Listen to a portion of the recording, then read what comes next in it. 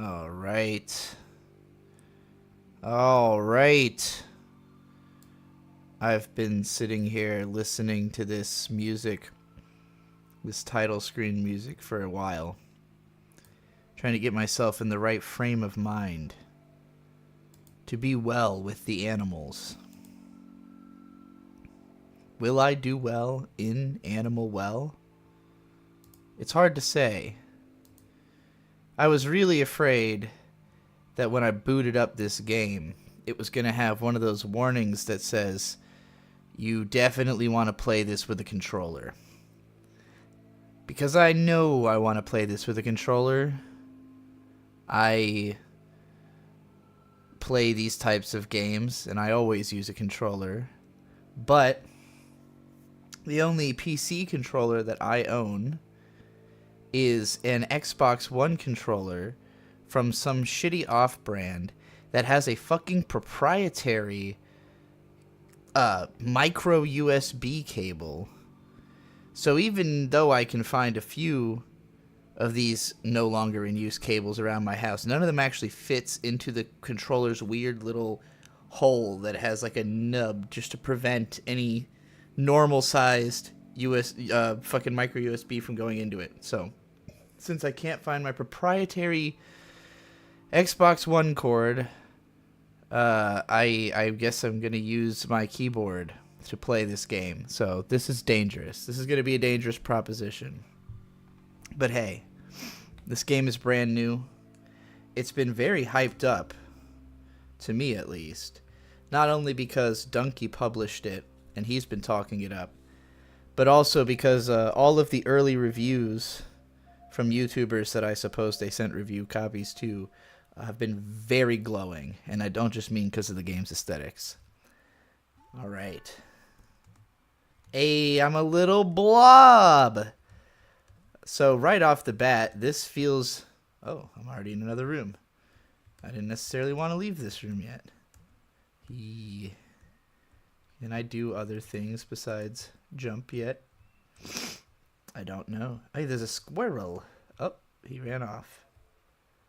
Well, I'm not trying to follow the squirrel just yet.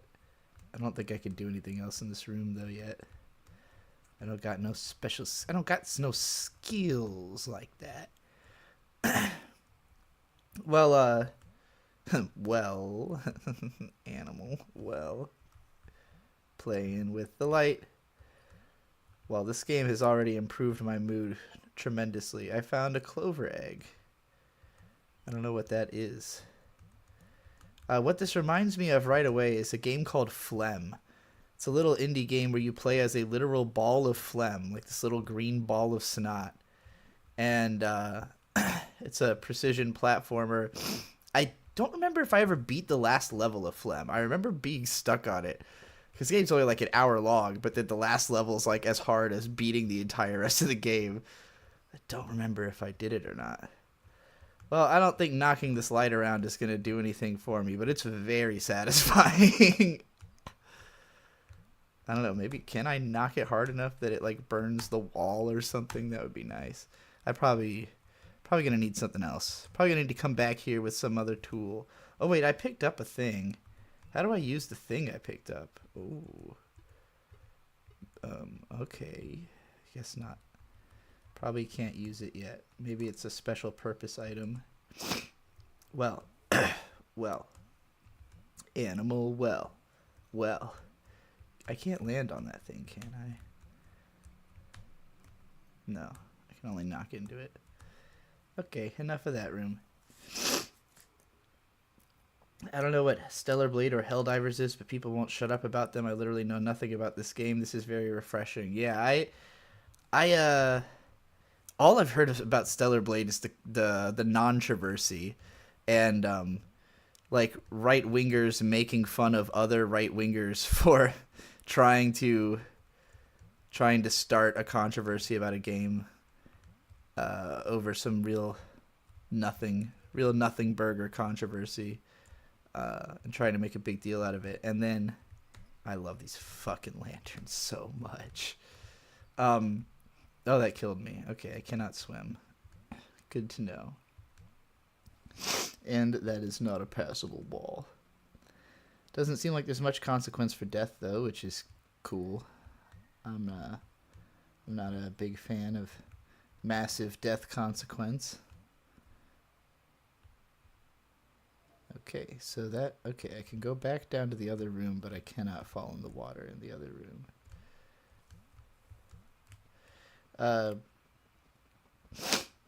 Yeah, and then Helldivers I love. I know it's had an unfortunate recent controversy which luckily Sony reneged on their decision to require PSN accounts for Steam users and block the game in countries where, or maybe they did block it in. I don't remember the full details of what's gone on with what Sony's decision has ultimately been with that, but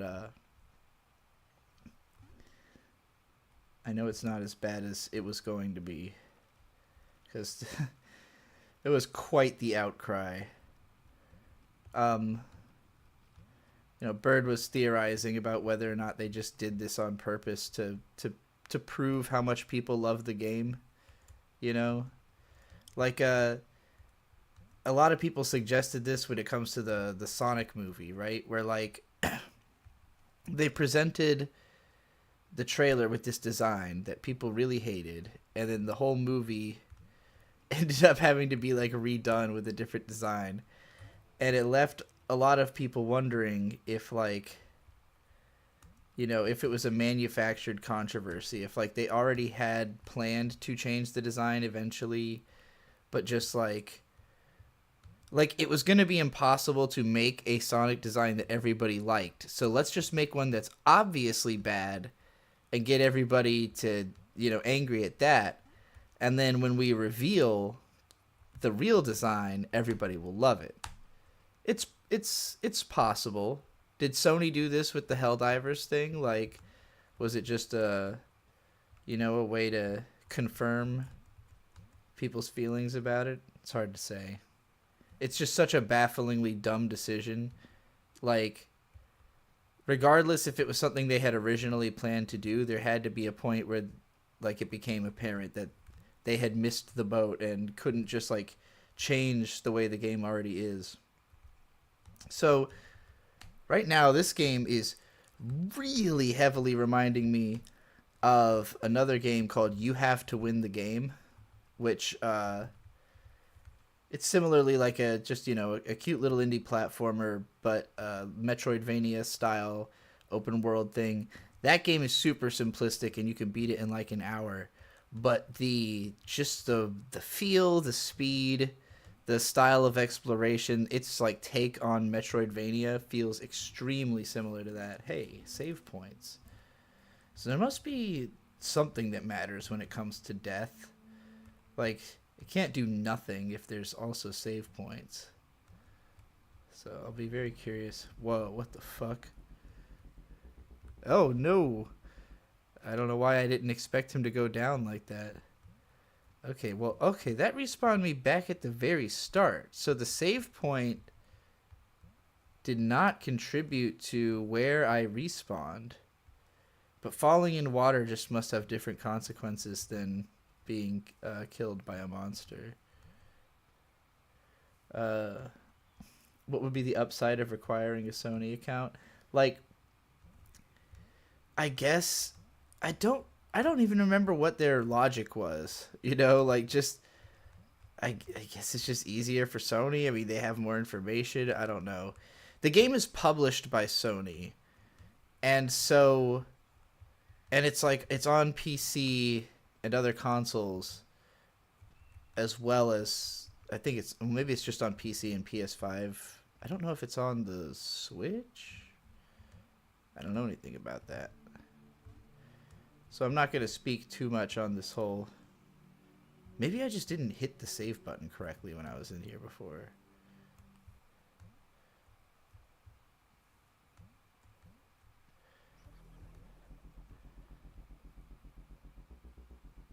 Oh, he goes all the... Oh, he's actually following me.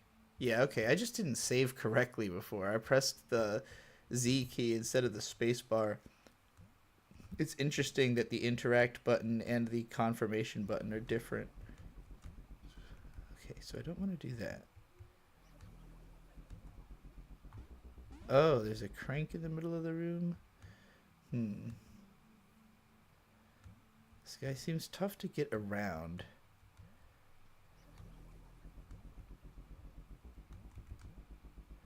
No? Oh, shit. The musicality of, like, the fact that he, like, changes the tone of, like, it's like a bass tone that he's making when he's moving, and then the tone shifts when he moves. That's really interesting. You know, like, I want to sample that. Or, like, try to get him to move in like a speed and rhythm that creates like a satisfying you know, for it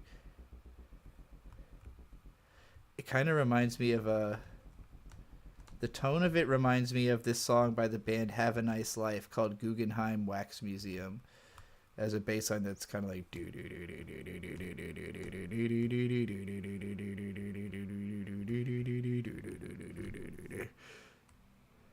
all right, well, I made it past that dude, at least into this area I've been before. Yeah, this is definitely very, very Metroid-esque. Feels like doing oh, I unlocked the door. All right, cool. All of that felt kind of like doing like a morph ball segment or something. Definitely like, you know, a game that what I think I immediately like about this is that it comes off as a Metroidvania game that has played other Metroidvania games that are not specifically Metroid, you know? Like, there's a lot of games that that pay homage to Super Metroid, and this is one of them, but it also feels like it's paying homage to other games that have also been inspired by Super Metroid and done something different, you know? So that was fun. Fucking whole ass firecracker. This is a game I'm just, you know, it's occurring to me. This is a game where you can just like pick up, just toss firecracker. Hey, let's have a fireworks show. I just feel like seeing fireworks. Let's go. Doesn't work if you throw it in the water. Let's go. It works if you throw it off screen. Oh, that's awesome. I love the way that looked. Yeah, this game is very cool. A mix of Pac-Man and Rain World. Yeah, Rain World also, I mean, the name Animal Well is actually, in my opinion, almost too close to Rain World. I know it doesn't seem that similar, you know, but like I keep wanting to call it Animal World because I keep thinking of Rain World and wanting to call it Animal World. It's Animal Well, Rain World. Don't get these things confused. Now I've fucked with your heads and you're all gonna get it confused too. Sorry about that. Alright, I know that evil thing spawned. I guess it was in the next room. Yeah. Let's give this a moment's thought. Can the firecracker do something to this guy, actually? Yeah! Yeah! Oh, I should have thought about that the first time I was in the room. Of course, the thing you pick up will defeat the enemy. Doy. That was cool. What a unique way of combating an enemy. Like, it was basically being damaged by the flashes, I guess. Okay, so all of that was so I could pick up fireworks. So now this is also interesting, because, like, traditional Metroidvania logic is, like, you pick up a permanent upgrade. But I've just got, like, a few firecrackers that I assume I have to use. I guess I have to go use one on that guy that, you know, the first guy I encountered. I don't know if these dudes respawn. That's another interesting thought. Like, is this a one-time... Let's give that a check real quick. Find out if he comes back. Because, I mean, the gunshots keep going off after you... Yeah, he's gone. He's just gone. So I wonder what it takes to respawn enemies. Is it like a Dark Souls system where they'll come back when I die, you know? Well, definitely not when I fall in. So I guess falling in water doesn't really count as a death per se. It's more like a knockout. I did not mean to throw that. Shit. This is one of those periods where, you know, like with a controller, my fingers would just naturally recognize the necessary nuance for certain tiny jumps, but they can be very easy to overshoot with a keyboard and mouse. Map. A map? Oh my god! Wasn't expecting map. This looks great. Perfect level of detail. Alright, I like it. I'm into it. I'm really feeling it. How do I get up there? Well, anyways, chat, while I'm playing this relaxing, mellow game, kind of, with horror themes, you know, if you want me to talk about literally anything else, send me a rant request. Just hit me up with them super chats, and I'll talk about whatever. Like the person who just asked, how does Studio Trigger get to the point of making generic trashy isekai with boring tropey characters who act like robots? That's the kind of thing that I would rant about for a super chat. Because I'm not naturally inclined to bring that subject up. But I am always able to summon from the infinite wellspring in my mind an opinion about a thing that I know about when money is presented on the table. All right, so I got to figure out what's... Oh, it's a two button system. So I got to leave something on that button and then come hit the other one. And can I even go through the floor? No, so I don't even know how I'm going to end up down there, but we'll find out, I'm sure. That guy looks spooky. I'm surprised he didn't attack me. Nope. Can I not make this jump? No, I can make it. Just have to be not silly with my timing. What will this do? Most of them just hid. Okay, so they'll hide for the duration of the blast. But it doesn't kill them. These guys are super, super Metroid. And by that I mean super, super Metroid, not super, super Metroid, because, you know, even Metroid 1 had those guys. What the fuck was that noise? Something's making a funky noise in this room. Oh, it's a Totoro!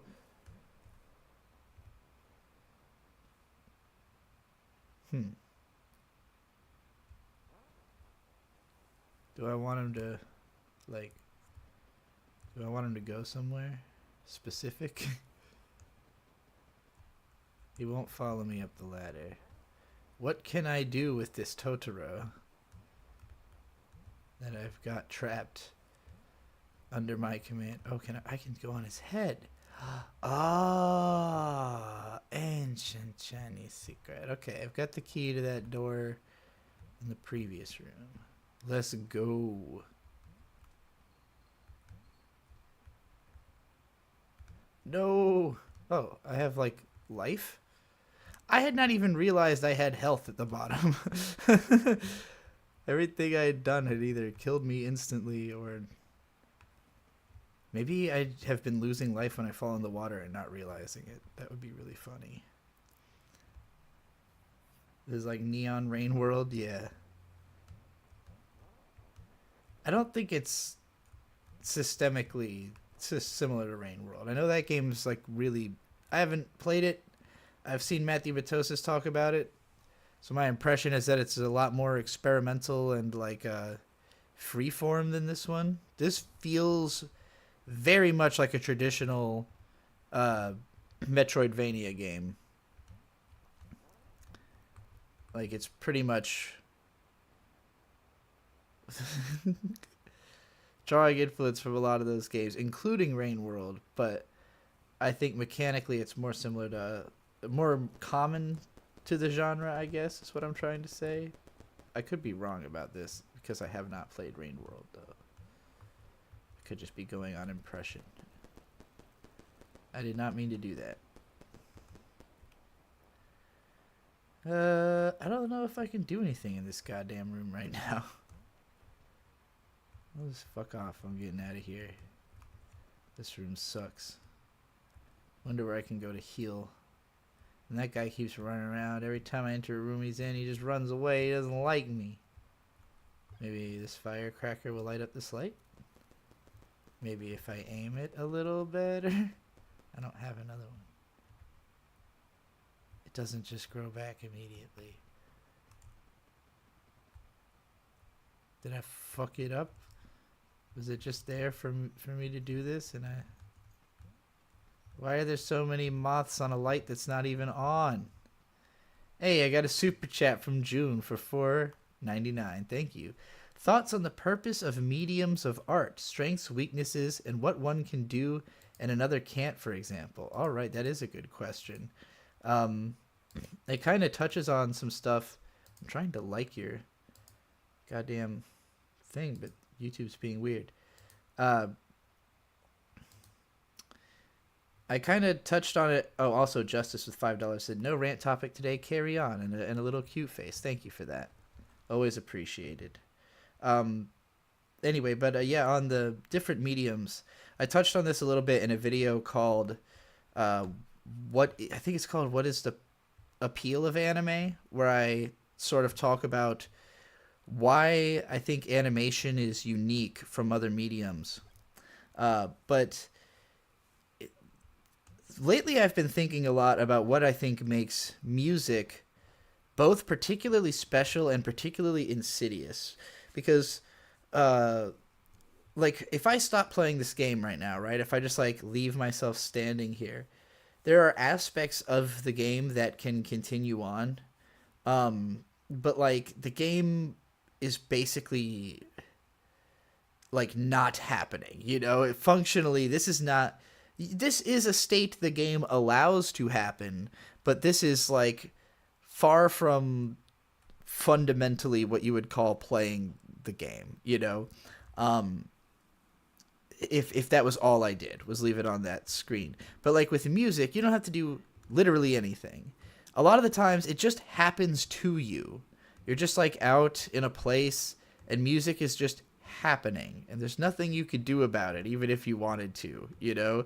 So, like, that's the most fascinating thing about music to me, and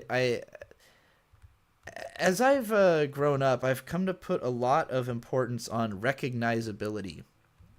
That, like, if people already know something, it puts them in the mentality that they can, like, you enjoy similarities. Like, I'm playing this game because I play games that look like this. Like, I've had a good time playing games, a bunch of games, you know, all those ones I've named since I started up the stream.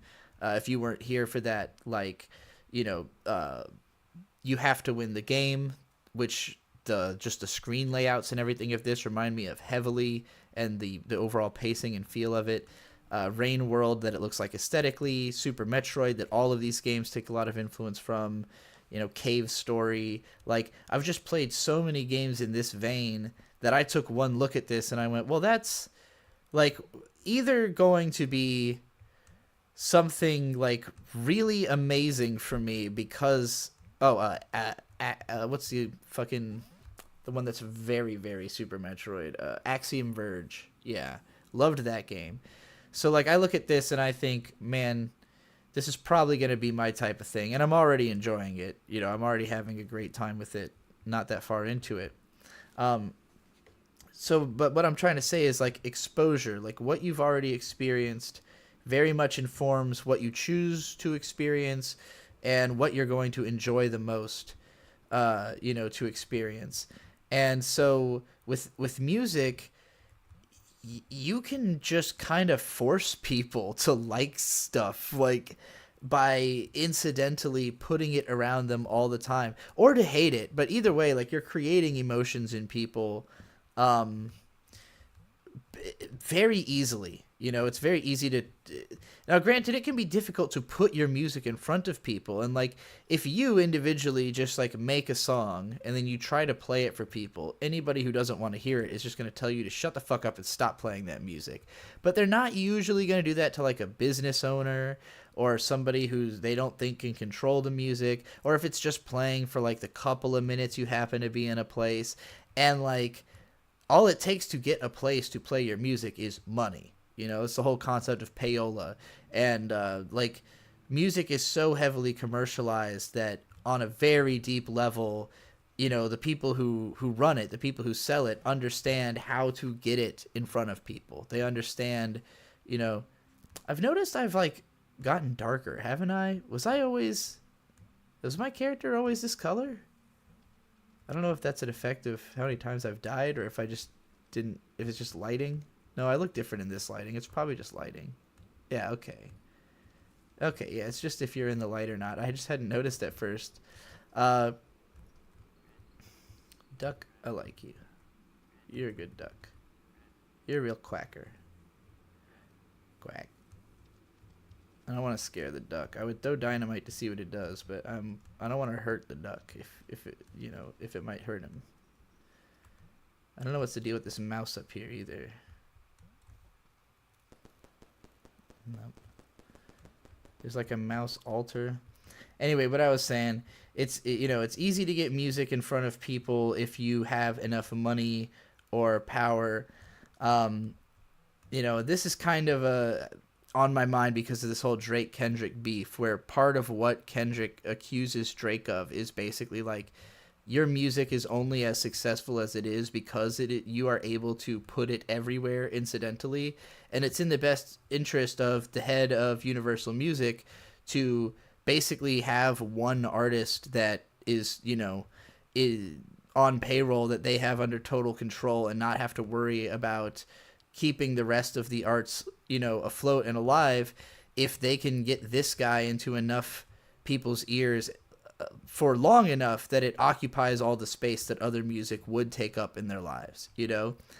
And I think another part of music that's unique is that it can be done at the same time as other things very easily, where, like, I can play this game and, like, because it's not constantly requiring activity, I can, like, look at the chat sometimes, but I wouldn't be able to if I was, you know, too concentrated on the game. I can talk at the same time, but even that... Did I come into this area before? I don't remember. Oh, there's fruit. Yeah, I don't remember this. I thought I had been this way, but I guess not. I just think I would remember 3 green penguins, at least. But yeah, like, you know, I think in the modern day, people tend to look for media to be either hyper interactive or, like, hyper non-interactive, you know? I think, like, with movies and shows and stuff like that, there's an aspect of, I want to say, difficulty to consuming them over music.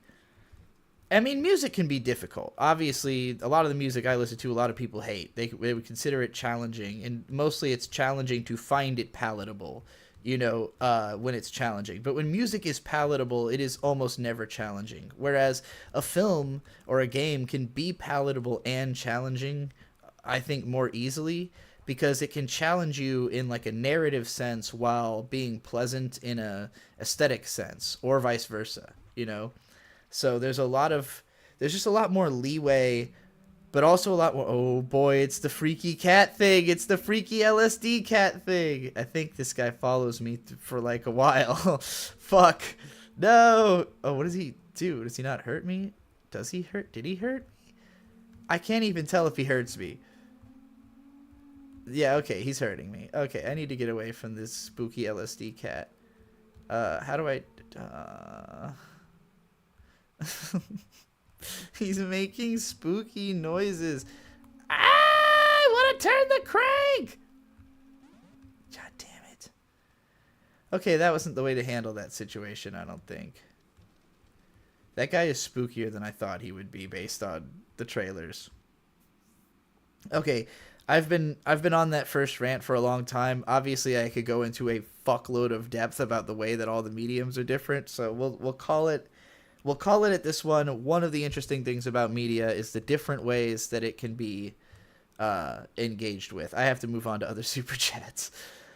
We've got Fluttergale with £5. You're pretty and cool. Do you listen to game soundtracks like albums or prefer them in context? Thank you. That is such a nice thing to say about me.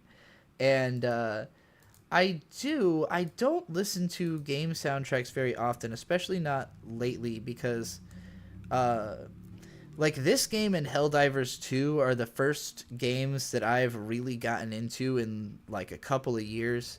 The only thing I've played in the last couple of years is the Shantae games. I played the original, fucking the second and third ones, and I got like a little bit into the fourth. What the fuck do I do in this room? There's like a peacock up there. It took me a second to even realize that's what was. Oh, Jesus Christ. Bird just scared the shit out of me coming up from behind. How's the game? It's awesome. Right now I'm in a weird room with a really big great. peacock, and I don't know what I can do in here, if anything, so I'm probably just going to leave this room. I expect from this kind of game for it to not tell you what to do. Yeah, this game has no information. When it's like Star Wars Jedi Survivor, and you're just running around the same tiny room, and then you go, oh, there's a little gap there. I get really, really upset. Yeah, unfortunately, Bird's been playing a game that's not as good as this, sick and dank as this one. I'm not going to take that disc. Oh, wait. Actually, I will, just to show you. Bird, watch what happens when I take this disc. Spooky LSD cat. What does the cat do? You can't hear him, but he's going... Is he chasing you? Or? Yeah, he's chasing me. He will definitely hurt me if he gets me. So I'm trying to stay away. So are you trying to press all the buttons? Yeah, I guess so. I hadn't really processed what I was trying to do in this room until just now. God damn it. He's probably going to get me. Spooky LSD cat. Spooky. How do I get up there? I don't know if I can get up there right now.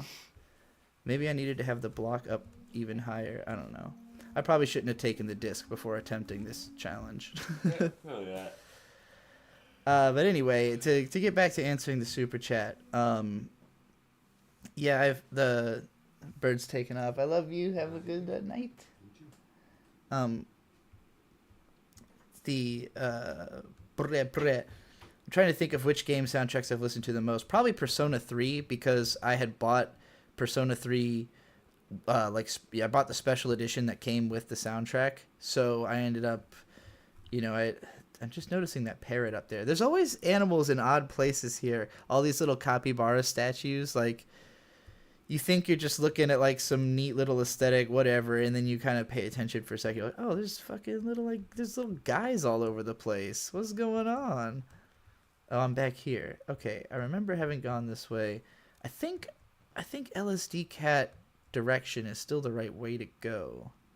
I just gotta not take the disc and see what happens that way. So yeah, I've listened to the Persona 3 soundtrack quite a bit. I never ended up playing Persona 4 or 5, so I haven't really spent any time with their soundtracks. I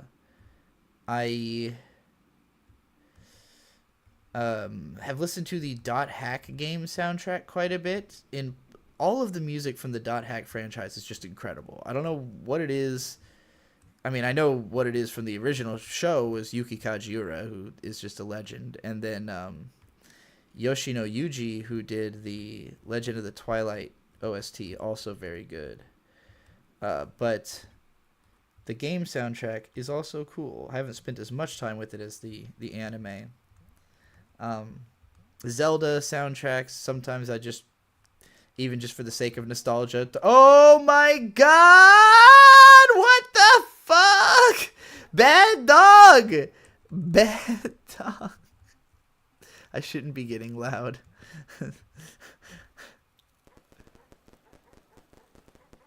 He doesn't seem to be hurt by the fireworks. He doesn't like them, though.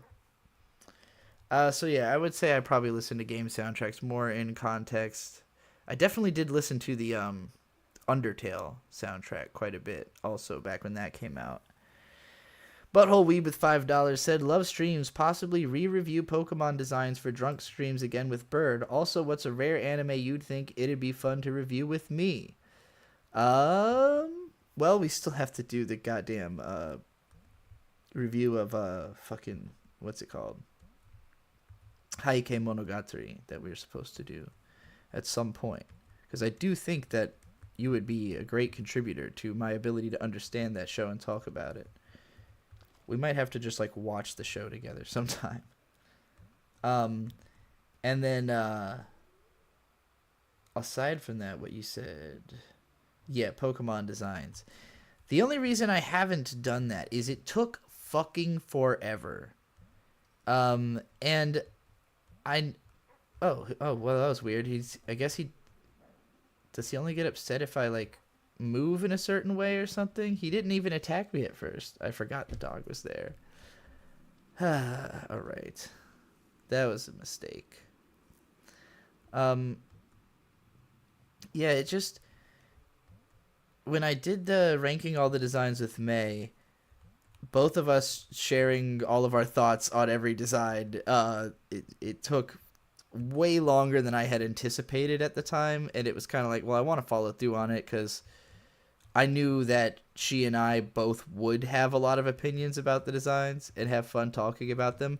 I don't think Bird is going to have, well, that might not be true. He might have just as many opinions about the designs, but if that's the case, that means it's going to take just as long. So I don't know. That's a tall ordeal. That was like 11 or 12 hours or something. And there's more designs now. Oh, look at these fucking guys.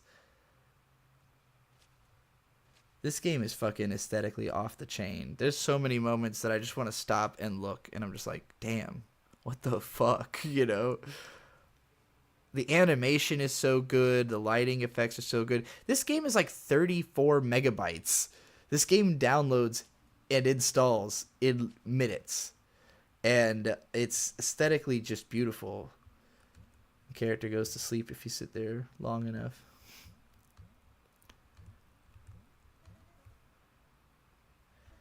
This is like the type of game where it's hard for me to say like this is what gaming has been missing or anything like that, because I mean games like this are actually fairly commonplace and I've played a ton of them, but it's rare that they're this good, you know, like in a way that's like instantly recognizable. Okay, so this is a classic Zelda puzzle. Oh, fun. You can make it kind of shred.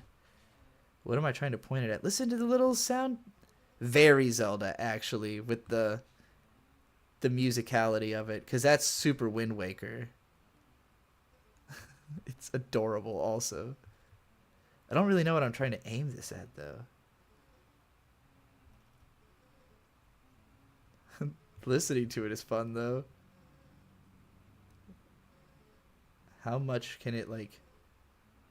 How chaotic will it get if I just leave it there doing that? Like, is it changing trajectory each time, or is it just doing the exact same thing? I can't really tell. Someone let me know what you think I'm supposed to point this water at in the chat. I think I've caught up on the super chats I was answering, so I'm open for rant requests again. It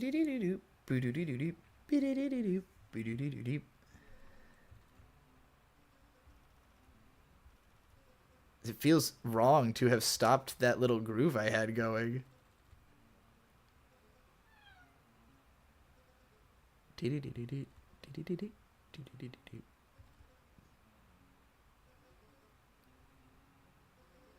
Oh boy.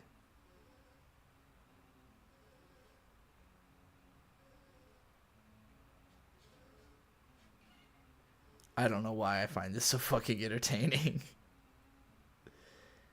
Maybe the mouths on the fishes. I thought about that, but it looks like they're kind of going into them. Like that one, the on the right, it looks like it's falling directly into that fish's mouth. So I don't know how I could be more precise about that.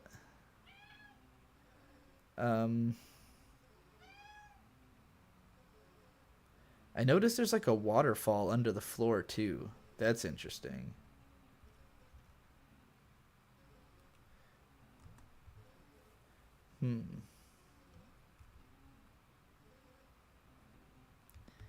Get water in bowl. You talking about this right here? Maybe. Let's try that. I wonder how much I would need to get in there.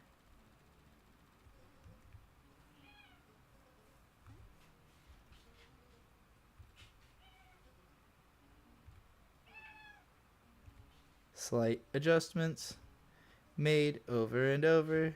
Trying to aim. No, it's not gonna make it from this one at least.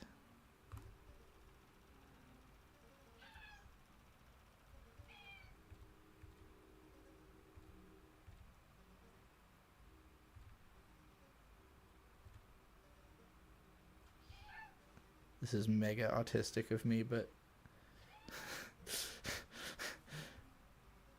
do I want to like extinguish the light? Surely I've hit the light. Maybe the smaller fish statue. Is there a smaller fish statue? I was talking about like this one. It was definitely going into this one's like mouth at a point. I'm just gonna say, cat, what do you want? Oh, you're trapped in the room. I don't know when you got in here. Let me let this cat out.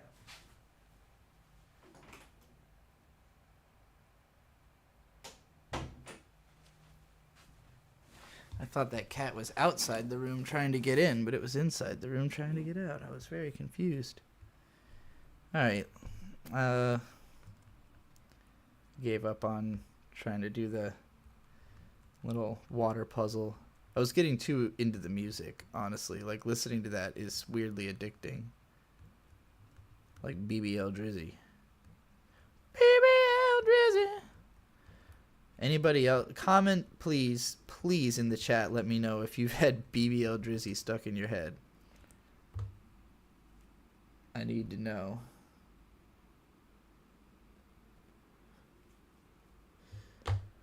BBL Drizzy.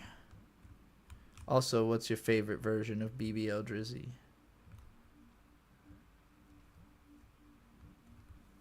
What kind of music is that? There's the original BBL Drizzy is like a, it sounds like a 70s funk song, but it was made this year. And then it was remixed into a hip hop beat that has been used by, at this point, probably thousands of rappers to diss Drake with. It's a song about Drake's bazillion butt lift and giving him the nickname BBL Drizzy because of it. BBL Drizzy, BBL Drizzy. And it's fucking unbelievably addicting.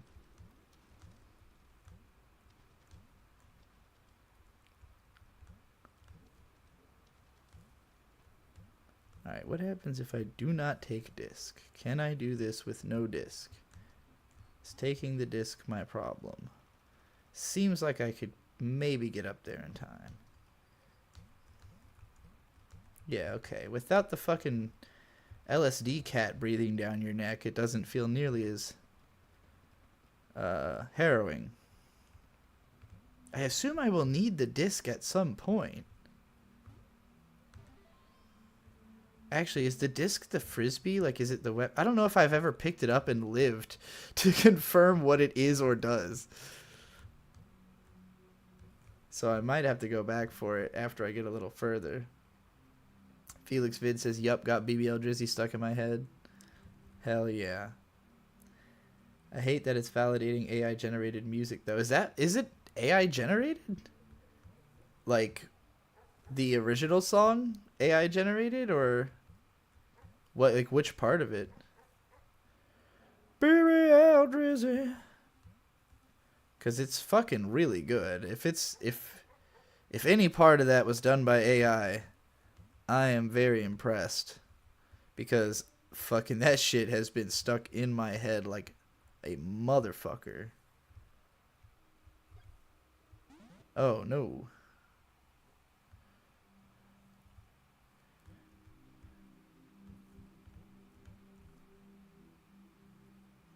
Wow, that's crazy. I had no idea it was an AI generated song. That's actually incredible. Uh I mean, that makes me assume that it's probably like the melody is probably more ripped off than it seems, you know? Like I'm sure the AI pulled that from somewhere specific. All right, so maybe the fireworks. Ah, okay, yes. Use firework to see room. Fun. Okay, well I don't have any more fireworks, so that's unfortunate. A firework. That's fortunate. Too bad I probably didn't need to use it there. Oh, did it kill that guy? All right, I think it killed that enemy before I even got into the room. What a fucking spooky ass room. What is glinting over here? Should I be worried about it? Unlit candle. Well, I don't have no fucking lighter, do I? Baby Eldridge. I don't think you can hear game at all. All right, let me turn it up. I mean, there's not a lot of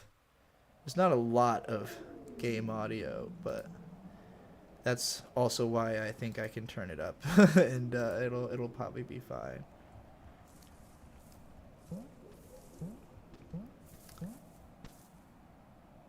It's a nightmare. What, the AI generation of banger songs? I don't think so.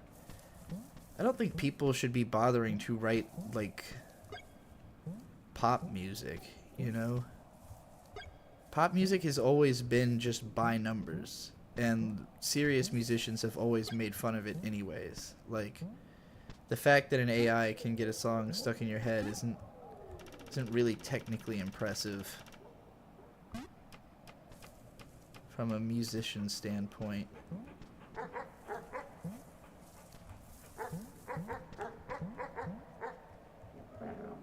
We should all consider ourselves free from having to try to write pop because of AI.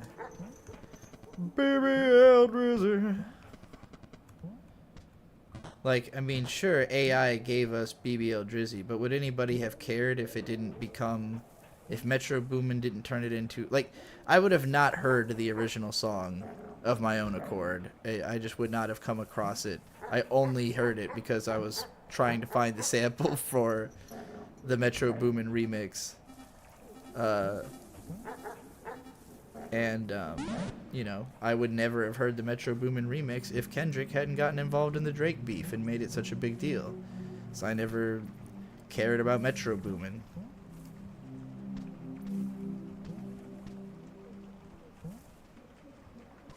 But, that remix is fire as fuck. And so are some of the songs that have been done over it. I did one. If you haven't heard, it's right here on Yig Studio channel. On the shorts page. Mine is called Drake Hate Capital VA Beach. Because this is where Pusha T comes from, and he started this whole making Drake look like a massive loser trend that Kendrick is really pushed to the next level.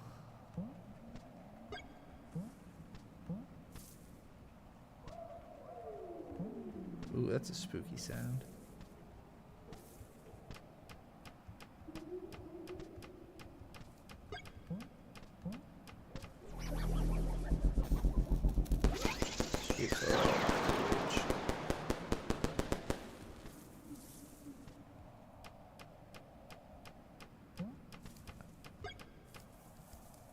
I wonder why it took so long for that to fall. Like, does it only descend when it's on the same screen as me, or what?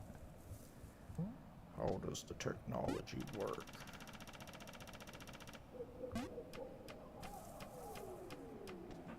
That fucking noise is spookier than shit.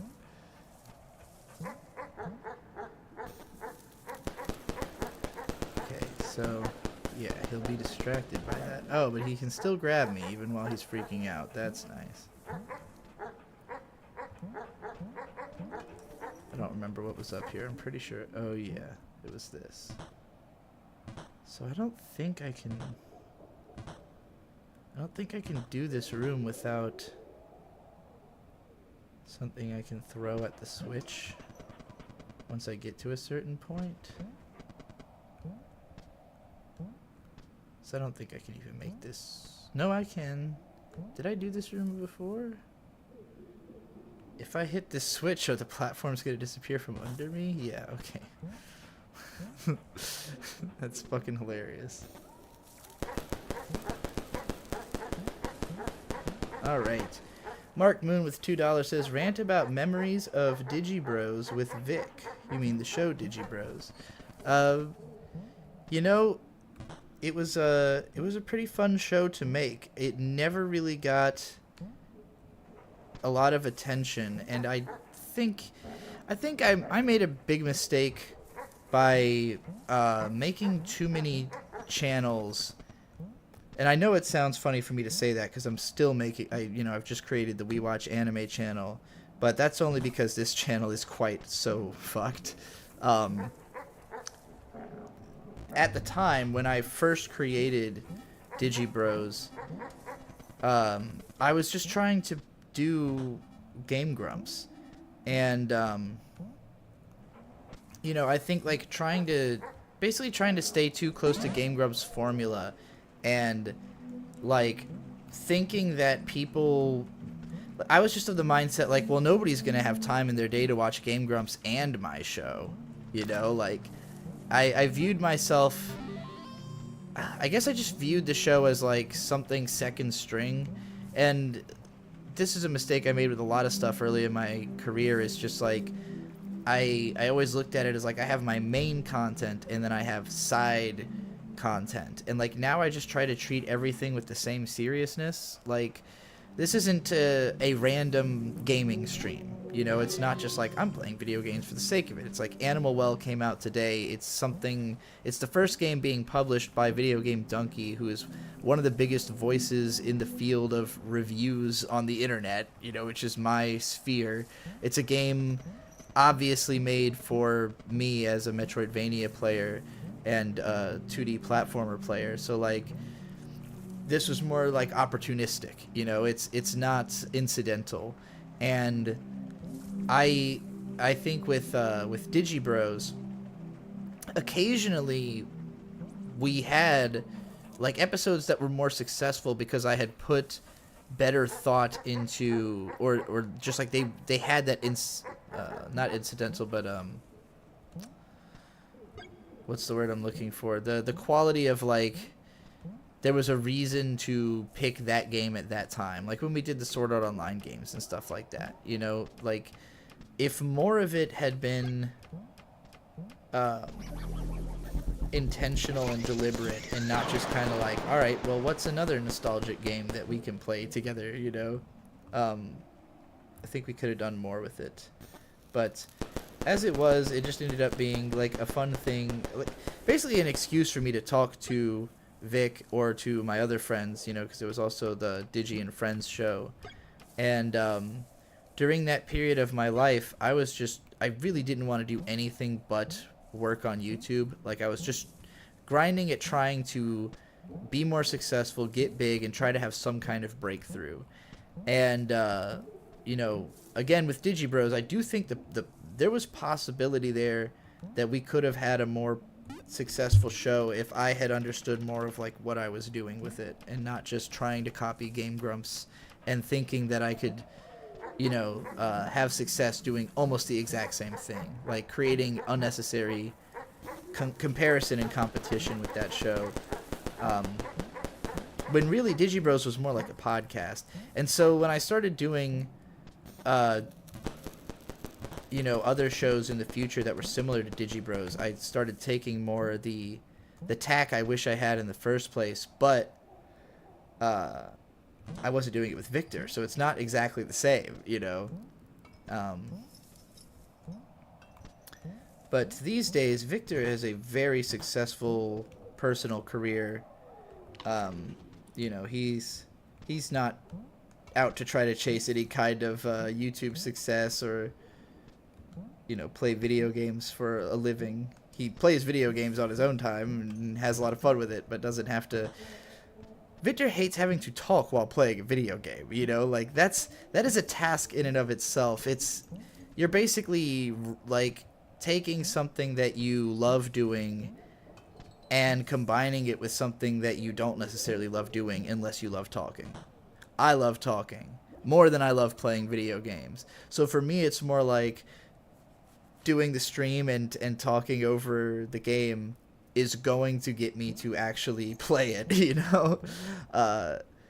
So I think that's why this type of career makes more sense for me. This type of content makes more sense for me individually.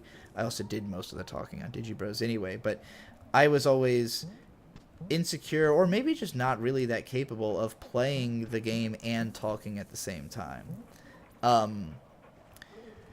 Which is a huge problem because I would always just kind of be ranting about whatever I was thinking about, and it made it really difficult for me to be reactive to the game, which is an important part of doing a Let's Play, is like addressing the game, you know? This game is just the right amount of like spacious and kind of floaty and doesn't require you to always be paying attention for me to rant, but then, you know, it has concentration moments, it has shock moments, it has stuff that like, oh, like that, like I didn't see that coming. Okay, now this is definitely Rain World, because I know there's guys that do this shit in that game.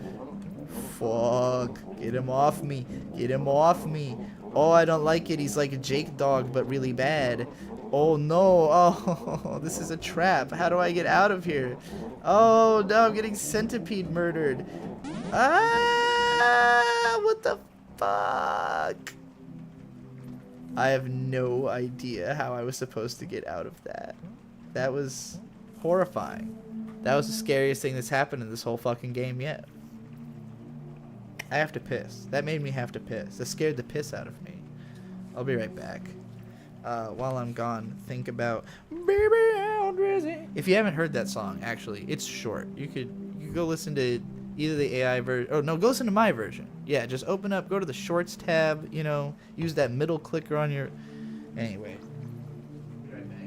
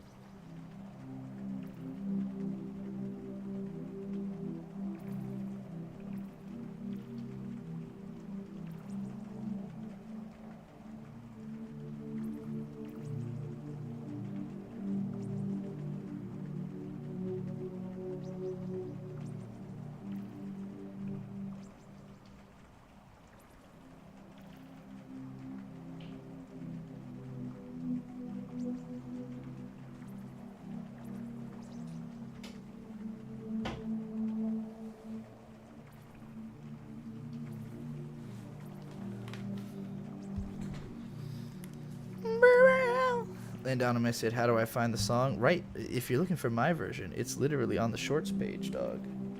First video on the Shorts page. I'm from Virginia Beach, a home best known for knocking Drizzy in the teeth. It does slap. Even Landon thinks it slaps, and he's not a rap guy. That's how I know that shit fucking slaps. I gotta figure out what I'm doing in this goddamn motherfucking video game. I got killed by Long Dog in that corridor, and that was a fucking nightmare. Gotta figure out if I need disc also. Because if... I'm just gonna go back and see if disc is item. Because I know there is like a like a frisbee that you use in this game. And I'm sure that now that this puzzle's done, it can't be that hard to get away from LSD Cat. I'm sure that's what this trial was all about. It's sort of a speed run versus a... You can return the disc. Yeah, okay, I definitely... Yeah, okay. I fucking should have gone back for the disc in the first place. No answer. Oh, boy. Will the disc make the cat go by? Does he like the disc? I think he likes the... No, he doesn't like the disc. He doesn't care about the disc. I need the disc back. Please give me the disc back. Thank you. What the fuck? Oh, wait. That's right. If I jump down here... I don't want to return the disc. Wait, what did that say? Damn you motherfucking shit. Fuck. Justice with $2 says Dark Souls 3 level 1 no damage speedrun stream when? I don't think I could pull that off. Have I ever said that I've done anything like that? Because I know Dark Souls 3 level 1, I do, like, when you say that phrase, I see it in my brain. And I'm not just talking about, you know, the first, like, little segment right before you fight, what's his fuck, the starting boss. I'm talking about, no, wait, I've respawned with the disc. I have the disc. Oh, fucking sick. So I guess that's how you get the terror off of you. Although now I seem to have thrown... Okay, I guess it just comes back. Alright, let's go use this fucking disc. Landon said, that's rap? Sign me up. That's funny. What the fuck? What is this sound? What does this mean? That sound wasn't around before, right? Yeah, he's got the disc. Cute dog. Now let's see what happens if I just bounce the disc around this. I jumped on it and now I'm riding it on the ground. Riding on cars! Alright, this fucking rules. This game is sick. So, can I have both? Yes. Yes. Oh, I'm just realizing the inventory is super Zelda 1. Alright, this game is fucking lit and it goes ham. Just like Denzel Curry. To be or not to be, ham and I'm lit. If it ain't homicide, I don't get bit. Yeah, I don't think I could do a no damage speedrun of Dark Souls level 1, but I could maybe do a no death speedrun of Dark Souls level 1. That's the best I think I could pull off. So, do you think lighting a firecracker next to that candle will light it? I feel like I tried that and missed before or something. I didn't try it again because I was out. Let's see what happens. Let's see if I can light the motherfucking candle. I don't even want it for brightness. I just want to know what will happen. Unlit candle.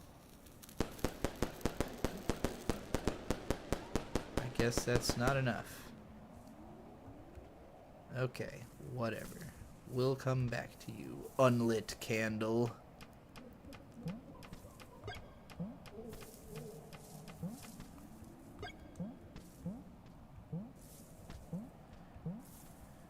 Sound like Drake.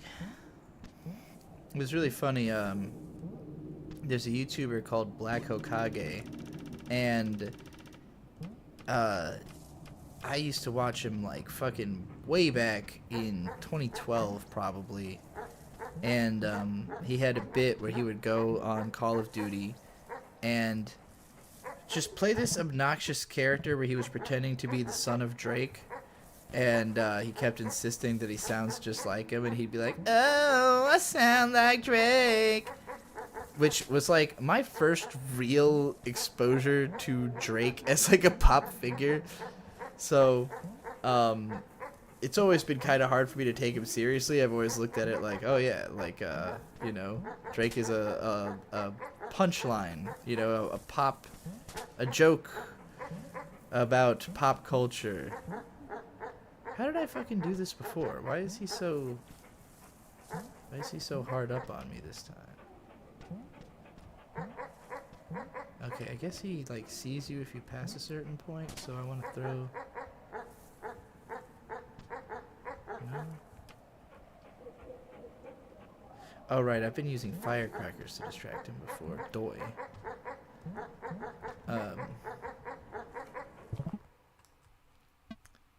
But yeah, my first exposure to Drake was that, and then that guy was doing a live stream where he reacted to like all the best BBL Drizzy remixes that existed at the time. This was before I made mine. You know, because obviously it would have been on the list otherwise. But he at one point is like, oh, I never thought I'd see the day that like everyone in the world is shitting on Drake. And I was like, you literally started this. This is your fault. My first exposure to Drake is you going, I sound like Drake.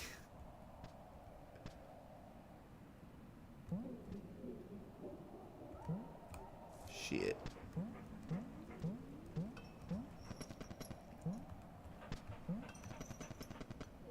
I'm also a big fan of the meme of Soulja Boy just going, Drake!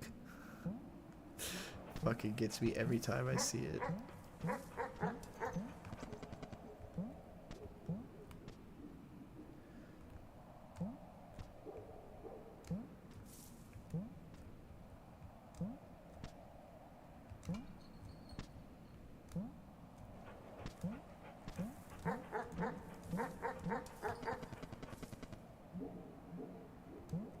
Everything you've learned about the Drake drama has been against your will. I mean, Drake's whole existence is against our will as a culture.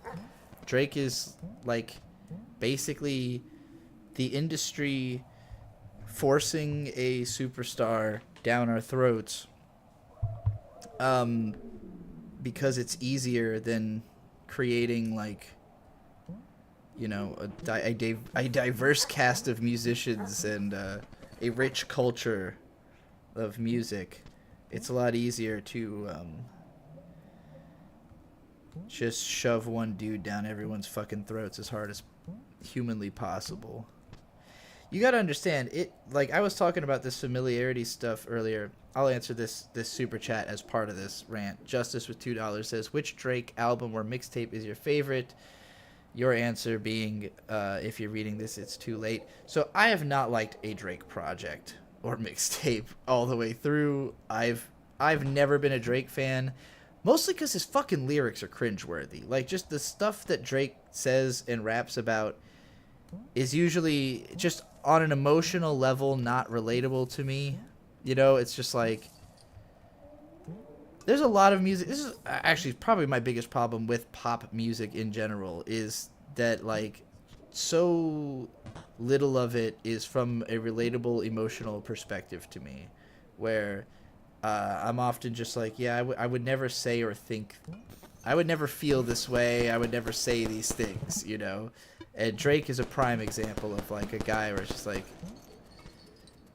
everything he always seemed like he's obviously the problem, you know, like he's complaining about relationships, and the way he's complaining makes me go, oh, you're the problem, you know.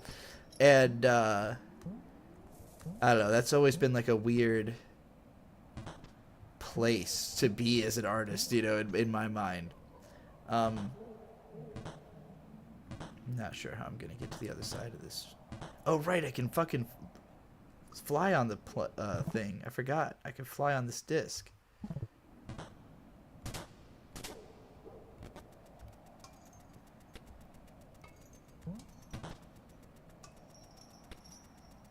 Provided I land on it. There we go. Yes, this game rules. All right. And then I jump directly into the water. So yeah, like I'll say there's a few Drake songs I like. Because that's the thing about, like, if you take one artist, right, and you put him with every fucking talented producer, you put him with every talented ghostwriter, you fucking put him, you know, you tweak his voice so it sounds absolutely perfect every time, and you just relentlessly shove him down people's throats, eventually something's gotta click. And, like, it's not like there was another artist they were doing this with. Like, this is the guy who was picked as, I think, mostly because he was a child actor. He's an industry insider all the way through and through. He's always been willing to play ball with the guys at the top because he wants to be on top. He wants to be the most famous dude. And so he's let them create him, you know, the monster that is his whole presence. And, you know, for us as an audience, like, I had been making fun of Drake for several years by the time Hotline Bling came out, but I love Hotline Bling. But I know it's not because of Drake. And I know that because Post Malone's whole career has just been ripping off Hotline Bling over and over again, and it's mostly good. Like, I got into Post Malone in, like, 2017 when he was first really getting big, and, like, all of his songs had the exact same fucking beat structure as Hotline Bling. It was like, Congratulations is just Hotline Bling. Oh, what the fuck? Oh, this is hilarious. This is so fucking funny. I know I could probably do this more efficiently, but this is by far the funniest way to let this happen. But yeah, like, Hotline Bling is like a song that's almost hard not to like. It's just so perfectly constructed, you know, that ripping it off 5 times worked all 5 times for Post Malone. I got some kind of rare egg? Alright, I don't know what the hell that's for or does, but I guess I'll find out eventually. But yeah, like, other than that, Nice for What is one of my favorite songs ever. 90% of that is the sample. Like, if you hear the song, the original song, in public, you're getting a lot of the effect as it is. And, like, most of what Drake adds is saying, you gotta be nice for what, titties? Word he and I should not be saying. So, you know, I love that song, but literally after just Euphoria came out, I already, like, was having trouble listening. I was, oh, I don't know if I could listen tonight. Like, ooh, maybe you should have been nice, Drake, you know? Ooh, maybe nice for what wasn't the right look for you, you know? Like, it was fucking brutal. But yeah, I just think, again, you roll the dice enough times, and even a guy whose whole aura has always been off-putting to me, it's gonna manage to have a couple of songs that I'm gonna enjoy. But most of his shit is just, like, boring. It's just slow and dreary and, like, zanned out and, you know, not to my speed. I've got the ADHD, so I have to listen to, like, if I'm gonna listen to music, it's gotta be fucking pumping, you know? It's gotta be some shit going on in it. Anywho. Butthole Weeb with $2 says, do poke designs and rant on fingers around my dick. Well, I never forgot the stench. Yeah, wow, I fucked that up already. I never forgot the stench. The same stench of rotting fingers around my dick that came out of your mouth when you got your mouth around my dick. That's some mouth on you. Yeah, that it's the greatest YouTube poop of all time. Probably not, but it's the one that's in my head. It's always gonna live inside of my head rent free for the rest of my life. Mostly in the form of in Fingers Around My Dick, there's a part where I think it's Hokushin says, "No, you have done good work," and that is probably the thing I quote the most. Like, if somebody's, you know, unsure of whether they've done good work, you know, like, is this really okay? Like, or I don't know what's a better way, a phrase that lead. Oh fuck, I forgot. This is Tunnel Dog. Shit. Well, at least now I know why there's a a fucking shortcut to a save point right before him. Oh yeah, you needn't hurry. Take the time. That's also one I've quoted many times. Many, many times.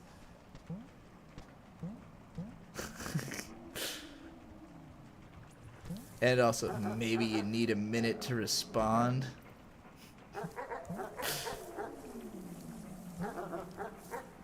I don't know about you, Hokushin, but nothing gets on my nerves more than fingers around my dick. Now stand your ground.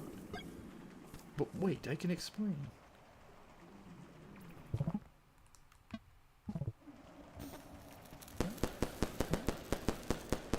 I need like some dynamite or something. I know there's something in this game that can blow certain walls down. Is that a capybara up there? Just chilling? Can I knock the light in far enough for him to be visible? So I interestingly opened both a shortcut to a save point, but also a shortcut to just like go back. So I don't know if what the game wants me to do right now is to try to get past this fucking long dog, or just like continue back through a previous segment. Carrie Always for $2 says, always felt like such a boomer for not liking Drake. Nah, it's taste. It's not generational. It's just a taste thing. I mean, like, so for me, the biggest credence that had been given to Drake, like the biggest validity that he had gotten was from Kendrick, because I know I said the first Drake song I actually liked was Hotline Bling, but the first Drake feature I liked was on Poetic Justice, which I would maintain is a good song.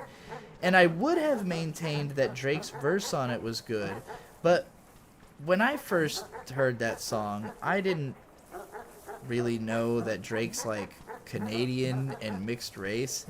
And so when he says that he could put you on a plane and take you and your mama to the motherland, I'm just like, what are you like? You're talking about taking a girl to her mother. I mean, I always took it as like, okay, he's talking to an African girl, but like when you say the motherland, it kind of makes it sound like it's your, like, does Drake descend from Africa in like a way where he should be going around talking about the motherland? Doesn't seem like Kendrick thinks so, based on he doesn't even want to hear him say the N-word anymore. So yeah, that was one of those things where it's like you go back and you think about it and you're like, huh, he really said, really said that stuff. But like him having been on Poetic Justice was a big cosign for me as somebody who was a big Kendrick Lamar fan and had no reason to take Drake seriously. And then, you know, like a year later, 2 years later or whatever, Kendrick puts out Control Verse, and he wasn't specifically calling out Drake. He was just saying, everybody, you know, I'm number one and y'all all gotta look out. But Drake took it really badly, and ever since, they've been basically chomping at the bit to have beef with one another. It's been very clear. They've been dropping subliminals about one another for a long time. So, you know, it didn't take long for me to go back to being like, all right, well, you know, Drake's probably fake and corny. Kendrick obviously doesn't actually like him for real like that. But I have also been calling Kendrick fake and corny for like 8 years for not making this happen.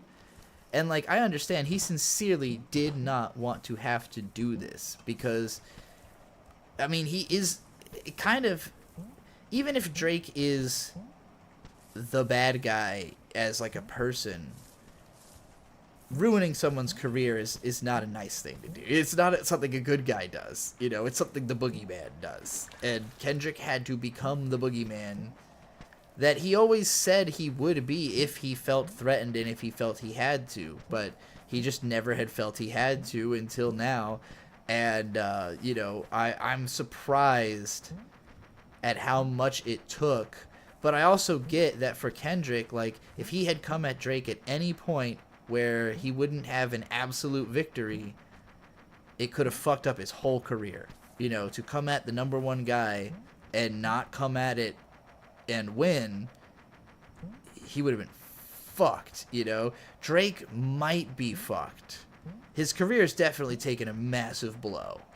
I think an unrecoverable, huge blow from just how bad he's come out looking from their conflict.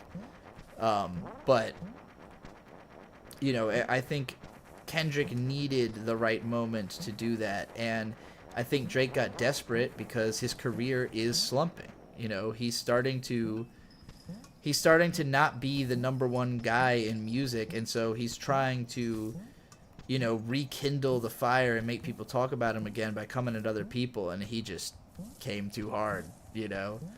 Thought he really was all that in a bag of chips. Okay, interesting.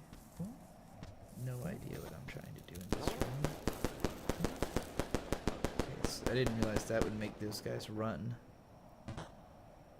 I see now what I need to do. I gotta get him to run the other way.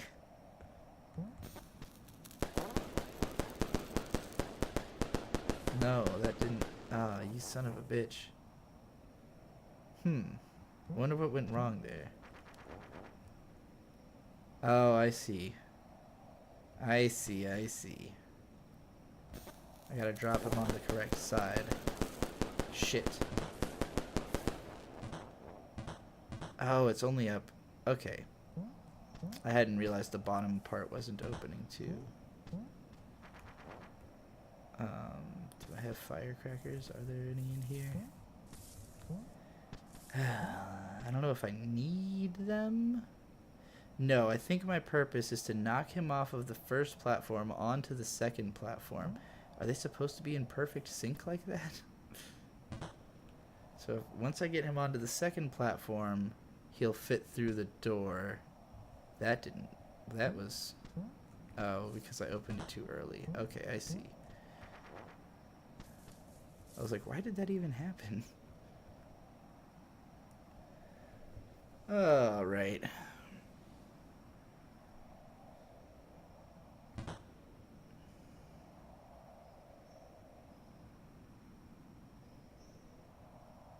No?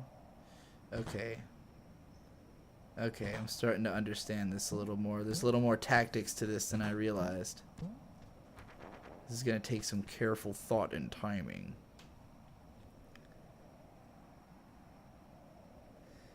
Okay, so the idea is... I definitely want to desynchronize, but I don't want him to bounce at the wrong time. Now what I could do is trap that other platform inside of the smaller room and force it to just bounce around for a while. And I don't know if that would get it on like the right... I mean, it's possible that they're just going to get into the right tempo as it is, where I can slide him off of the door and onto the other platform, but it's going to take a long time, I think, for them to cross paths that way. Alright, let's see what happens if we trap the other platform for a bit.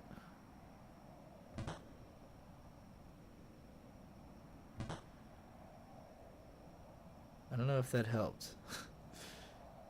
No, I don't think it helped. Maybe I could trap both of them in their own little... No, switching it makes that not happen. Oh wait, this might help. Oh, yes! Yes! Awesome. No! No! I didn't... Ah, the other platform goes under it. Fuck! Ah, I didn't realize that would happen. God damn it. Yeah, I should have realized that would happen.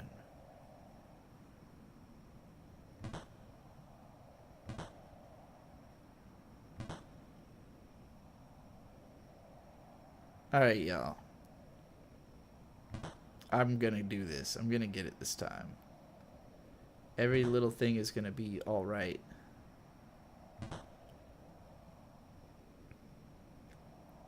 You know, that probably would have been fine if I had just let him, like if I just opened it back up, he probably would have actually slid right onto the thing. But whatever. Okay. So now my intelligence has been refined. Here we go. Yes, he's strong enough to push the other platform. Yes! Beautiful. I was a little worried how that other platform hitting him would affect things, but... Alright, I found a future egg. What is a future egg? What do all these eggs do? Well, I know I've got a couple of eggs, so there's probably somewhere I was supposed to... Like, somewhere further back in the game where the eggs can be placed is what I'm thinking is likely. Alright, let's see if we can use the disc to do some climbing here. Oh! Apparently it knocks these guys down too. Wasn't that just sweet?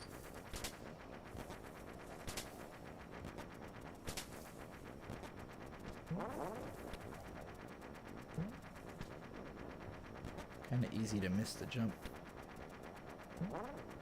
Damn it.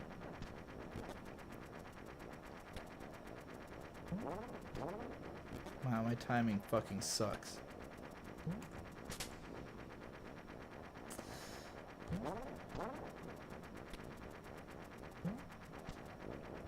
Okay, I'm gonna try to. It's just like there we go. Oh, I guess I can't jump high enough off of it.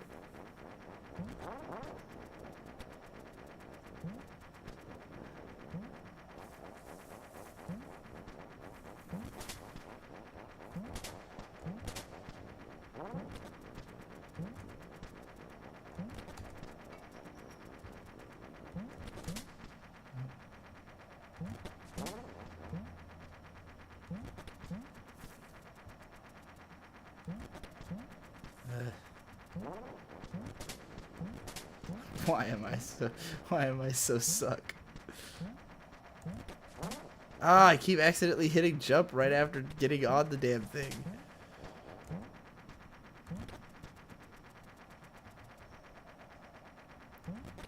Someone please super chat me a rant request before I lose my goddamn mind. Fuck, it's not gonna work. I guess I could... If I time it really well, I could keep throwing it and doing jumps off of it until I make it all the way up there, I think. Oh, but it's stuck now. It's stuck in that perpetual motion. That didn't work.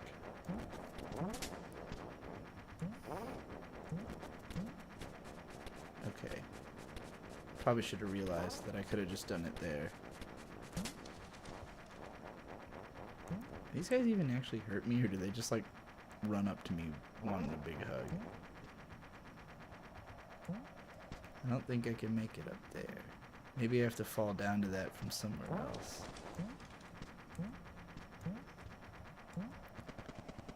Did I come up here before? I can't remember. This does not look familiar.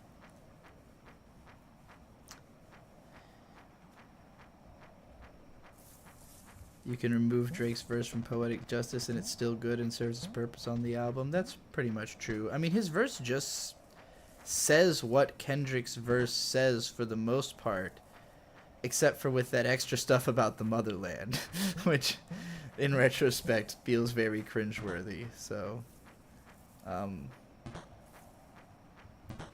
I could definitely see some people removing Drake's verse from their copy of the album or whatever, you know, just like editing it out so you don't have to hear that shit no more. That was cute. I like that little puzzle. Wasn't hard, but it was fun. It looks like one of the capybaras has been illuminated.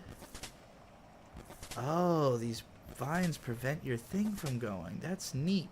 Unfortunate, but neat. Gary Always with $5 says, rant about how you feel about lollies now after all these years, and also give us an update on Kusomega. Lollies. You know, I don't really have, like, strong feelings. I feel a lot weirder about seeing Lolly than I used to. I think I probably feel more closely to how regular people feel. Which is odd, because it used to mean almost nothing. Like, it used to be just kind of like, whatever, you know. But I think it's just, a lot of it is my perspective on myself and psychology and, like, what I see in other people. And, like, I feel like for me, like, there was a period of time where I was very into lolly as a teenager, and most of that is like a loss of sense of self. This is all the kind of stuff that, like, when you look back on it, it suddenly feels really obvious, like, why things were happening, but at the time it was not obvious. So, like, you know, when I was a teenager, ooh, this is cool. When I was a teenager going through puberty, I felt this intense loss of my sense of self, because I had been just the tiniest little, girliest little kid. You know, I looked like a lolly by all descriptions. I also have a giant head. I don't know if you've noticed this from pictures of me. I am literally like a big-headed anime character. And I was really into anime when I was like 12, 13. And that was when I first started having sexual feelings. And initially, the characters that I was attracted to, the characters that I, you know, looked at and thought, like, oh, that girl's hot, is like Kagome or Ranma. You know, like, characters that everybody thinks are hot, that are not lolly at all. But it was when I lost the sense of self that I started looking for, you know, not just lolly, but particularly lesbian lolly. Like, it was always lesbian. I was, like, afraid of penis, you know, in pornography. So I just kind of avoided it entirely. And so, like, one part of it was just, like, this overall embrace of, like, youth and femininity and a rejection of, you know, adult masculinity that my body was doing to me, that I didn't like, you know? So, like, when I was in my teens was really when I was the most, like, actively seeking lolly as something to connect with on that emotional, personal level. But, like, by the time I was in my 20s, I just like everything, you know. It wasn't like any kind of specific preferences or fetishes. I'm just so desensitized. And, like, these days, if I want to look at pornography, I just simply open up Gelboru and I type into the tags animated sex, and I watch all of the new shit that's out. That's it. That's my entire pornography habit. Animated sex. Because I want to see things moving so that I don't have to constantly be looking for new images. You know, I like animations, so I watch all the animated sex. And when it comes to live action porn, I will literally just, like, open up a website, go through whatever's new that day, and probably not take very long to find something. So, like, you know, a time when lolly as, like, something specific or, like, a fetish meant something to me would have purely been in my teens. But in my 20s, I wasn't, like, I wouldn't have rejected it as something that comes up when I'm looking at anime porn, because all of it was equally the same to me, basically, you know. It's just like, whatever, it's a cute anime girl. I don't get, it's more about, is it drawn well? You know, like, that's what I cared about. But now I've kind of come to a point where, maybe just because I actually have, like, a fulfilling sex life and know that I can have sex with people, I look at porn as more like like a fantasy of something that could really happen, whereas like porn in the more abstract sense is just like a thought experiment, you know? It's like or an aesthetic experiment, but when it comes to like watching porn because I'm like, oh, I'm gonna think about what it would be like if I was this chick getting fucked, you know, like if I'm watching porn with that mentality, I'm not looking at lolly, you know, like that's it was one thing when I was a teenager and I, you know, was trying to connect with something, but like as an adult looking at that, it's just like, I don't know, that I don't want to be a kid getting fucked. That sounds awful, you know, it's traumatizing. I think when I was young, it was like I was really upset about having like missed out, you know, that like for having known about sex for as long as I did, but taking so long before actually being satisfied sexually in my life, you know, it's like I think I had some hang-ups about that made me more interested in that kind of stuff when I was younger. But now I look at it like, I don't know, man. It doesn't seem appealing.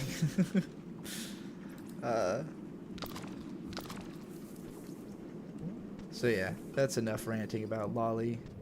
Obviously, I'm not terribly comfortable even talking about it, but I think it's really interesting. And like, for me, you know, talking, because I didn't really start defending lolly until a point where I wasn't looking at it anymore. Because for me, it was more of like a comfortable distance thing of like, ah, now I can look back on this thing that I, you know, that I used to be into, but also I couldn't go around saying like, nah, but I'm not really into it at all, guys, because that then is like protest too loudly and also kind of ruins your bit, you know?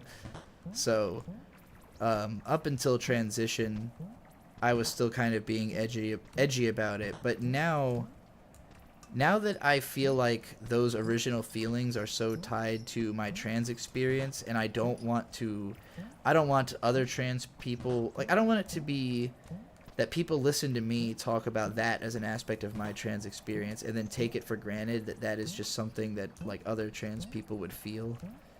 It's very personal, you know, so it's like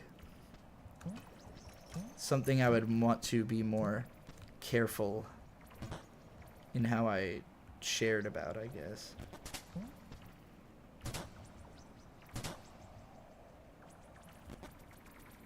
How can I get on a frisbee and go over there? Maybe I can bounce it off of this.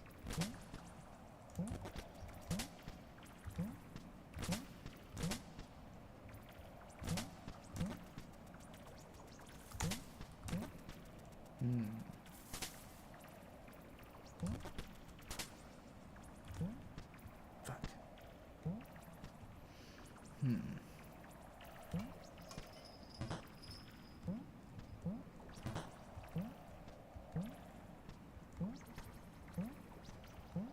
Can't tell if I'm overthinking or underthinking this one.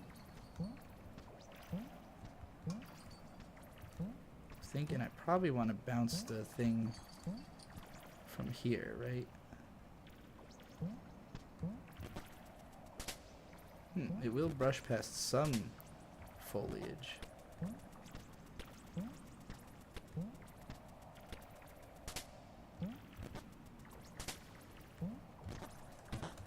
Fuck. I should have thought about the fact that it was going to hit the switch and make me fall. Shit.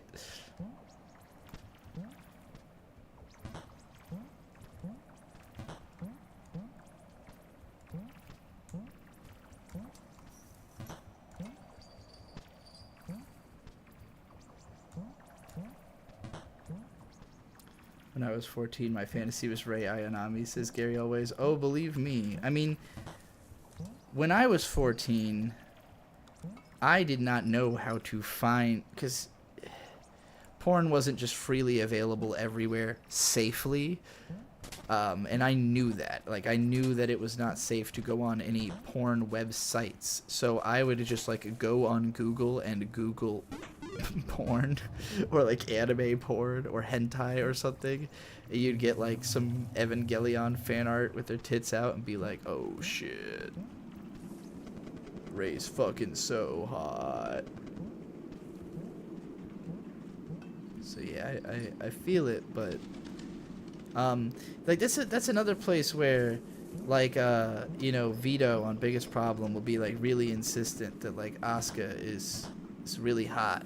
You know, oh, she's such a hot 14-year-old, and I'm like, I don't know. For me, like sure, like physically the Ava girls have nice bodies, but they do look underdeveloped. And when I look at their bodies, it makes me think about the fact that they're teenagers. And when I think about the fact they're teenagers, I think about all the bratty aspects of their personalities. And I think, well, that's really unattractive, you know? Like, at least with Misato, everything that's wrong with her is relatable, you know? Like, we can just drink together and everything goes away, you know? Like, with like a Shinji or a Rei or an Asuka, they're not complete people, you know, in the context of the show. And it's like thinking about having to deal with that.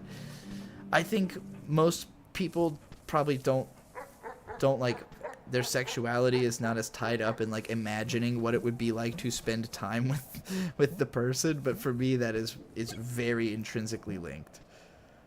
I cannot imagine like having sex with a person I don't like.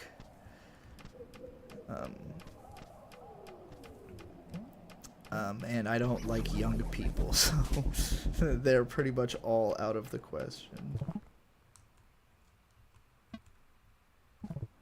I don't even understand, like, people like Drake who, like, spending all their time around young... I guess probably it's just, like, that those people have, like, a naive admiration and adulation. I could see how that would be, like... But if you're, like, any adults, like, yeah, but that's a kid, though. Like, obviously, they just don't know shit, you know? Like, who cares if a kid thinks you're cool? They're fucking, they're dumb.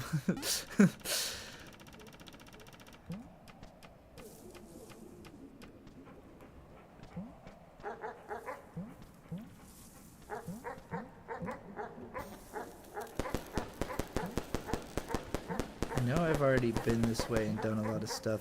I feel like I haven't really been back to the very beginning in a while. Like, I've been in this kind of other zone, but maybe I just need to backtrack harder, because I haven't figured out what the fuck to do with those eggs.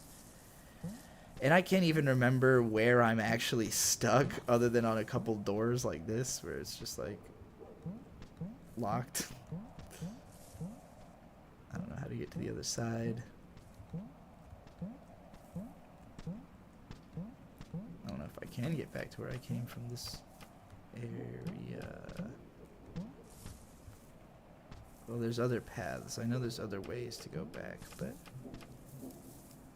I was hoping I could just pop on back at how I'd just gone.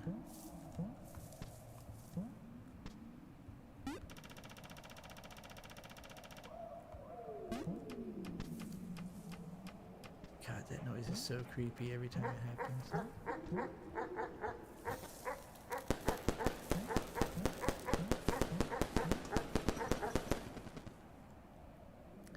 I was just re-listening to Fuck Off Mixtape. Crazy how you were hating on Drake years before it was the only valid option. Yeah, and I'm not the first, you know, far from it. JPEG Mafia basically had a gimmick of opening each album with a Drake diss. Like, the first track on Black Ben Carson is called Drake Era. The very first lyrics on Veteran are, I need all my bitches same color as Drake. If they not, then they get it right. Put that Pyrex in the pot. I don't give a fuck if you're out there in the six. Suck a dick. Pussy boy, you getting hit with the... And I'm really with the shit, so you not gonna take my hits. You know, like... He was coming at Drake really hard. But Drake never acknowledged it in any way, shape, or form. Because he doesn't feel he has to acknowledge anybody smaller than him. You know? It's only the fact that Kendrick's name is in the conversation about Goat Rapper that he felt he had to do something about that guy. And he shouldn't have. It was a big mistake. But real funny for the rest of us. Okay, I don't remember the last time I came down this way, so we're gonna... I don't remember ever giving that dog the frisbee is what I mean. Oh, yes, okay. Yeah, I never came here with the frisbee. This is something technically spoiled for me because I saw other people do a certain trick here. Oh, there's 2 switches. Okay, now I get it. Okay, well, I have to get my timing of jumps right. There we go. Yeah, not really a puzzle for me because I saw other people do it, or else I might not have figured that out so easily. Then again, I might not have even realized what the disc does at all if I hadn't seen people doing that in videos before I played this.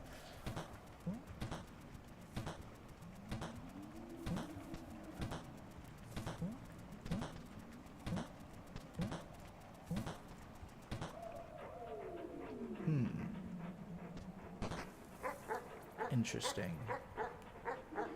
Joseph with $2 asks, do you like A Tribe Called Quest? I've never really listened to them. I tried recently, actually, and I remember being surprised by, like, the way they sounded. I think this is the band I'm thinking of. But A Tribe Called Quest is definitely, like, one of the more musical, like, music-heavy rap groups where, like, I feel like a lot of rappers... It's, you know, the beat is kind of deliberately secondary to the vocals, and with A Tribe Called Quest, it's one of the groups where, like, you could just listen to the music, you know, and you don't have to necessarily, you know, put as much fixation on listening to the vocals, but what they're saying is usually, like, conscious stuff and, you know, good messages, from what little I've heard. I probably could stand to listen to more of A Tribe Called Quest, but it's one of those...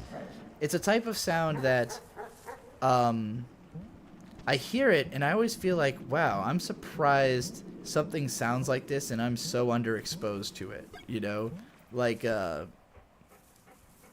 from the 90s in particular, where, like, you know, anything that was... like big on rock and alternative radios in the 90s I'm familiar with, but anything that's not, I like found out about later, or, you know, only heard about because I was like on the bus and it came on the radio or something like that. So with like A Tribe Called Quest, it just wasn't in a genre where I ever would have heard it growing up, and they weren't like being super talked about during the era that I actually got heavily into hip-hop.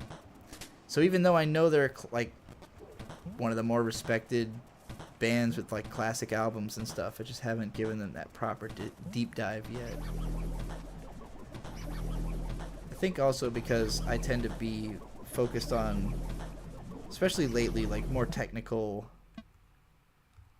stuff.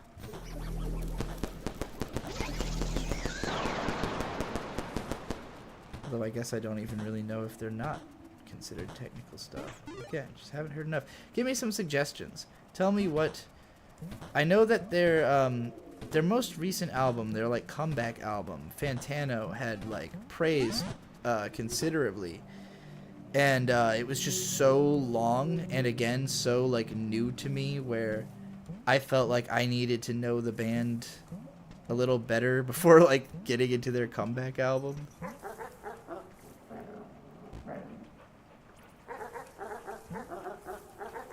Maybe I'll watch some like videos about A Tribe Called Quest to try to understand them before I... Sometimes you just go into listening to something and it clicks immediately, and sometimes you need to like have more perspective on it to totally get what's going on. Like I'm very fascinated with Spotify's algorithm, for instance, because I assume that it operates on the basis of, like, categorically what it thinks you listen to based on, like, how the genres are plugged in to when like when people upload their albums, but just Spotify will find the weirdest, most like obscure old shit to put me onto that I've never heard anyone talk about, that gets no listens, and like it'll be some shit that I really like, but I'm like, where the fuck did this come from? Like, how did this come out in 1998 and I've never heard anyone talk about it? So for instance, Lifeseeker, Oakland hip-hop group, I had never heard of at all until apparently their song Gone Guru was in fucking, what's it called, the Dead Rising. It was in Dead Rising 2, I guess.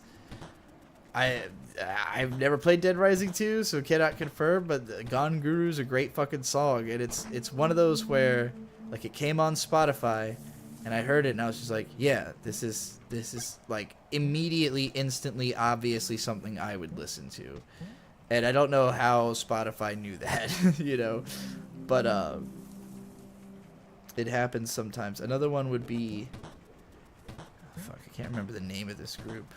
It's another like weird experimental hip hop group that I discovered through Spotify somewhat recently. Ah, god damn it. Didn't expect that guy to respawn. I guess I died in a way that allowed for that before. The Low End Theory is the classic album. Yeah, that's the one I've definitely seen the cover the most times. Like posted on recommendation lists and stuff. Maybe I've always been waiting to like know a fan of A Tribe Called Quest, you know? Like it's always easier if there's somebody who already is into, like, especially with a big legacy act that has a ton of albums. You got a friend who can like sit there and tell you who these people are and why it all mattered. Which is why, again, I said I could probably just find like a video. I don't know why I made the same mistake that time. Just like totally forgot what the gimmick was of that fucking stage. Too busy thinking about goddamn Tribe Called Quest. Does Tribe Called Quest and Questlove have anything to do with one another? Or is it just that they're both Quest? He's not from A Tribe Called Quest, is he? Gone Guru was a boss theme in OG Dead Rising? How did they fucking... How? Like, how did they find this song? Why did the developers of Dead Rising, Capcom, I don't know if it's just the US release or what, but like how did they get this obscure Oakland hip hop with fucked up weird ass production too? Like it's not a like a good sounding song. Like it sounds cool. I like the vibe of their music, but the production is fucked up. I don't have any goddamn things. Oh, there's one on the other side though. Oh, this is an unlit candle. I still don't know what to do about those.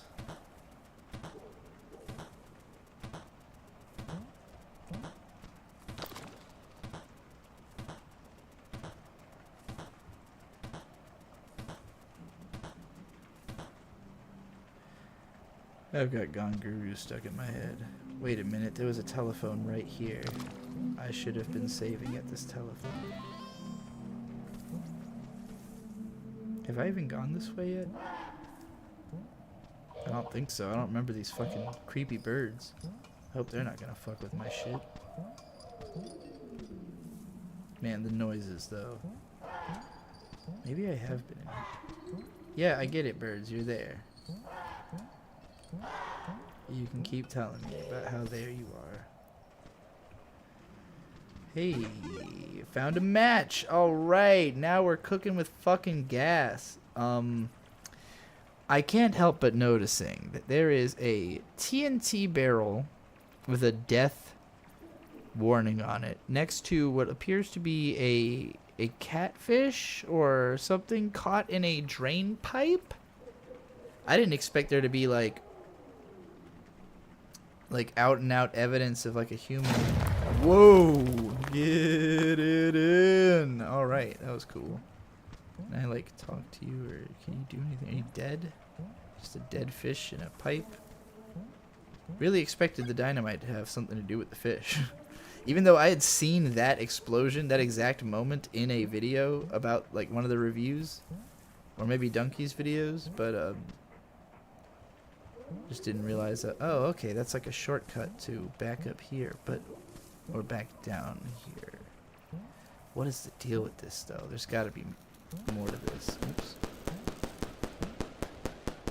Well, wasted a firework.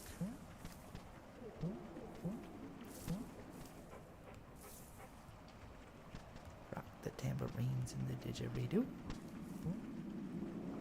Can't get fucking Gonguru out of my head now.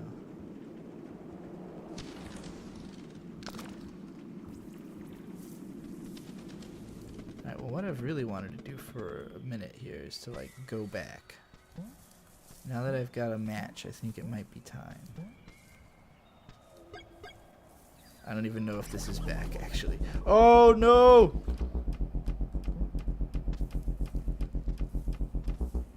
Okay. Well, I know where I am now.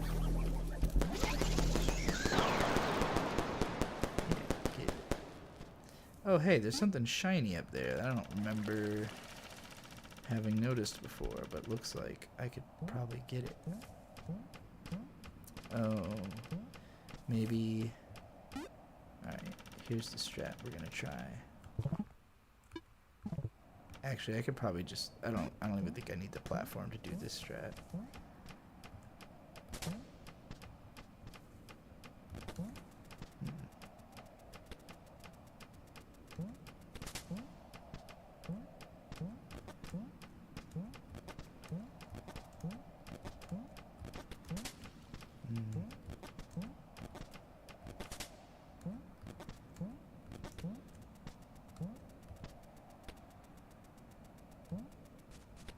All right. God damn it.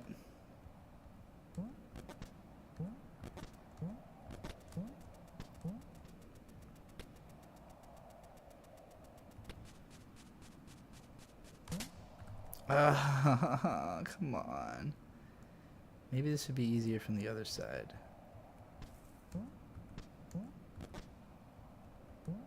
Whatever, I don't fucking care. Let's continue.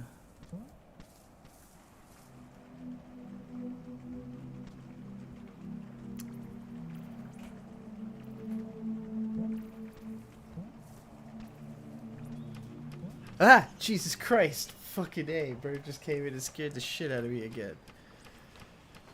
What's up? Good night. What? I'm saying good night. Oh, good night. What you got there? The lemon rice. I see. It smells good. How game? It's very cool. That's cool. I tuned in and you were talking about Lolly, so I tuned in. That was, you can blame, you could... Justice? No, it was Gary Always. Oh yeah, he also asked for a Kusumega update. One day. That's all I can say about that. I love you. Alright, he's gone to bed. And I'm still here. Cranking. Cranking it in... Oh, that was silly. Cranking it in Animal Well. Heading backwards through the game to see what I can do with my new tools at my disposal. Like a frisbee and a firecracker and a match. And this guy.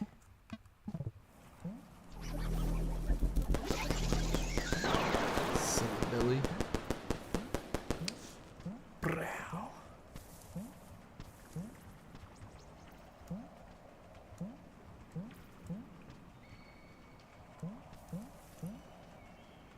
I feel like there was a lot more to that room, but don't know if I could have done anything there. Alright, so this was like the first save point, right?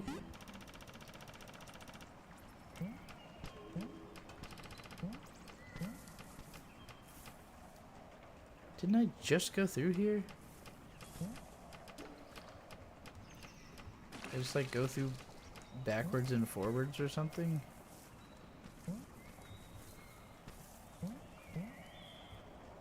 Yeah, I somehow, I don't know how I didn't realize I was just going back through the same.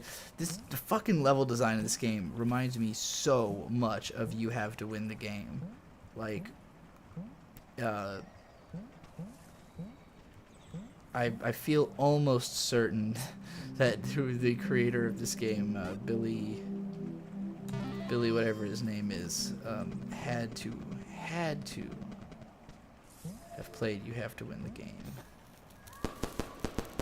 Had to, I say.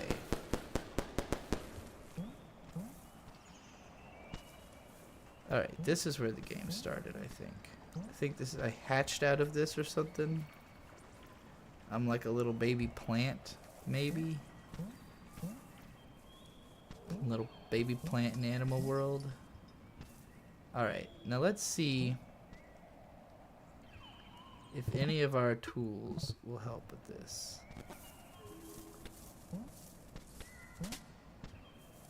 Where would I want? I guess I would want to. Oh. Well, I guess I should have just walked into the wall in the first place. Is there anything I can do with this?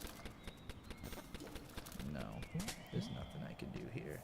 Well, that's fucking weird and ominous and creepy and makes me wonder what it's all about.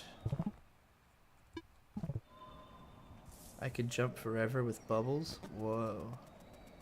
Well, I ain't got no goddamn bubbles yet.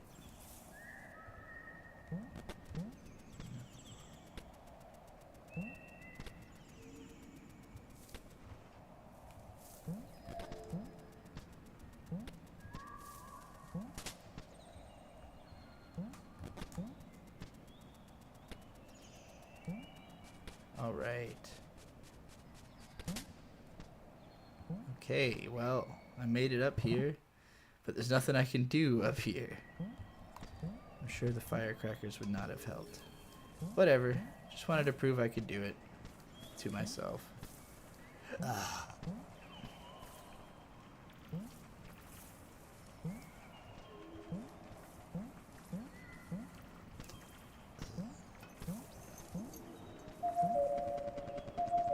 Uh-oh. See, when sounds like that happen, you just gotta sit there for a second and go, am I gonna die? Okay, so I don't know if I've been up over there, but that seems like something I could get to with my little disc. Maybe not.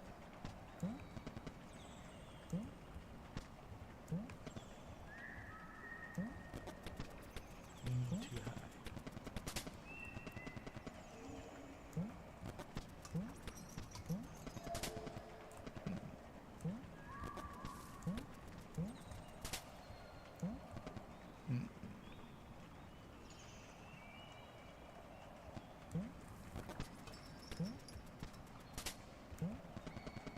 Goddamn piece of moss.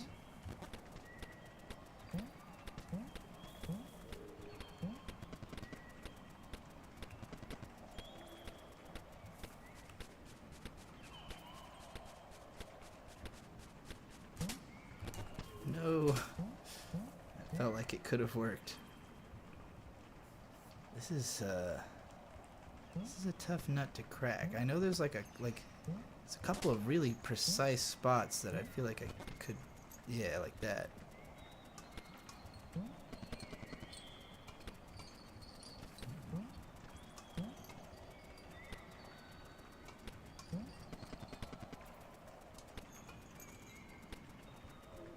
Yeah, there we go.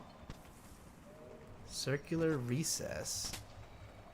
Can I not put the plate in it? Why can't I put the frisbee in the circular recess?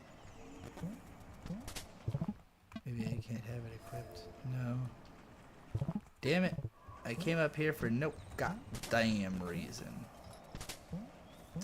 Chat, you've all gotten really quiet since Bird went to bed. Did you all go to bed?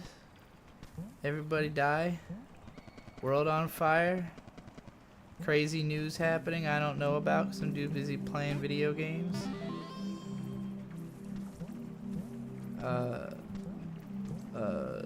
Bubonic plague? Definitely not going that way. Maybe this first area was just actually really small in retrospect, and not a place you need to go back to, but merely a sort of tutorial, up until such a point that I should have a bomb to get through that one wall thing. Or a means by bubbles to get to that item up there. Or maybe, gotta follow that bunny. Oh, I've been through this. How do I get to the bunny? Whatever. Too soon to come back here, I guess.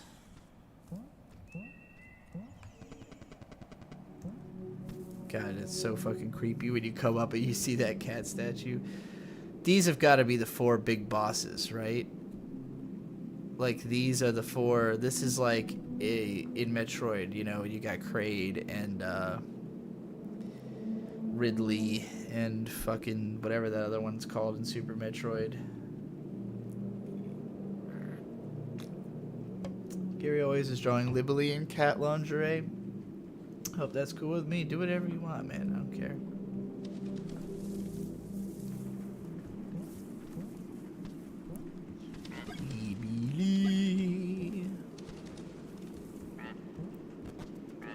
Anybody who doesn't know, Libely is a character from Kusomega, my book series. Gary always is a really big fan. The only really big fan. Maybe the only person who's ever acknowledged this character's existence in any way, shape, or form, actually. He really likes her. I understand, it's because I wrote the dialogue extremely well. Can't be helped, you know? I probably should be looking for the places where I can light those goddamn candles, shouldn't I? I forgot about this room entirely. I wonder if there's a way to get like that mouse to step on that switch.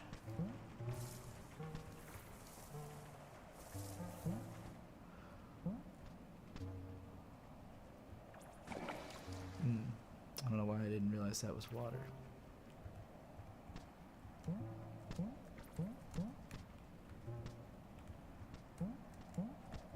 Thought for sure there'd be a secret hole in the wall or something. Ow.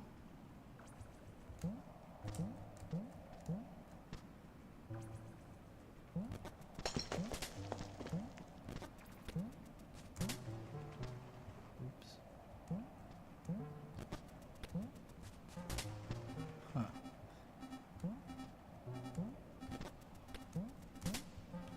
I just want to land on that platform. Damn it.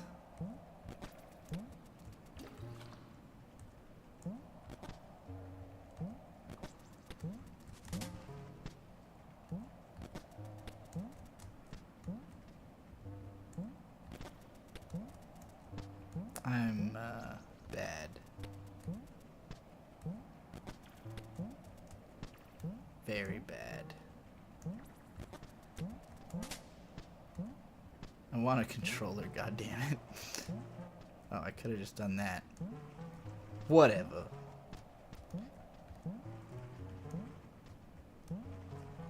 I keep overshooting that jump. There we go.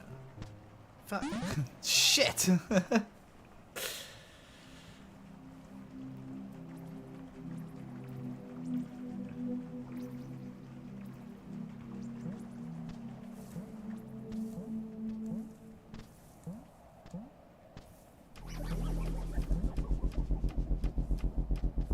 I saved all the way back down here. God damn it.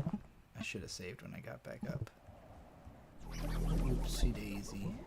Go collect me some dynamite.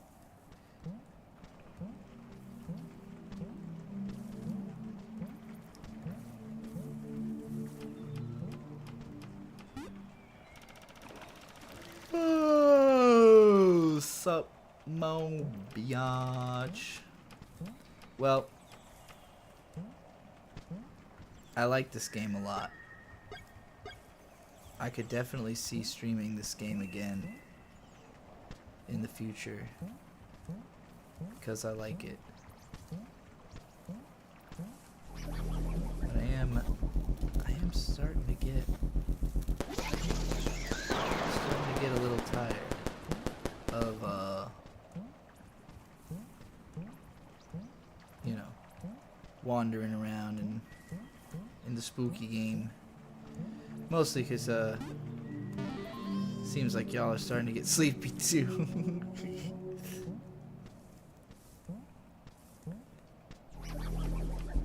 Gary always asked if I watch streamers. Pretty much not at all. I mean, I watch podcasts that are recorded live sometimes. So in that sense, I watch streamers. But usually they're not just, you know, they're usually just doing a show. They just happen to be live. The closest I've really come is probably watching Ethan Van Sciver to just like watching a traditional, you know, just like show where a person's just streaming.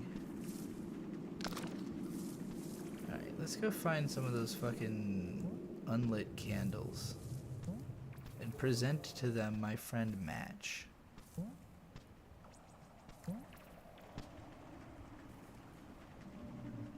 This room fucking rules.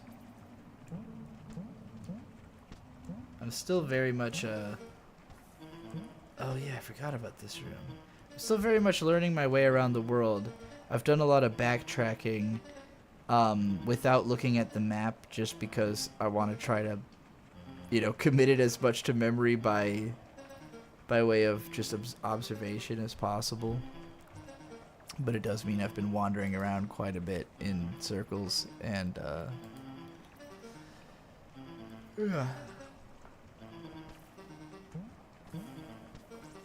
still have no idea what to do in here. What do I want the water to hit?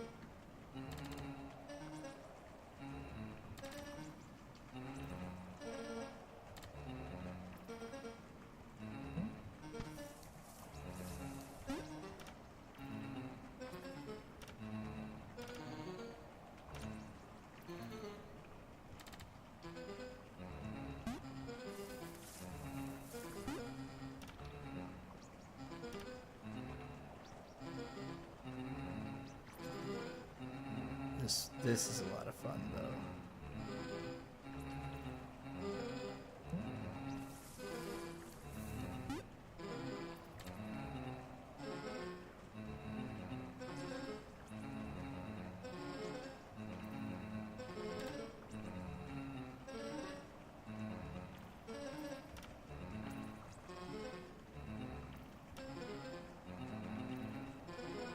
There we go.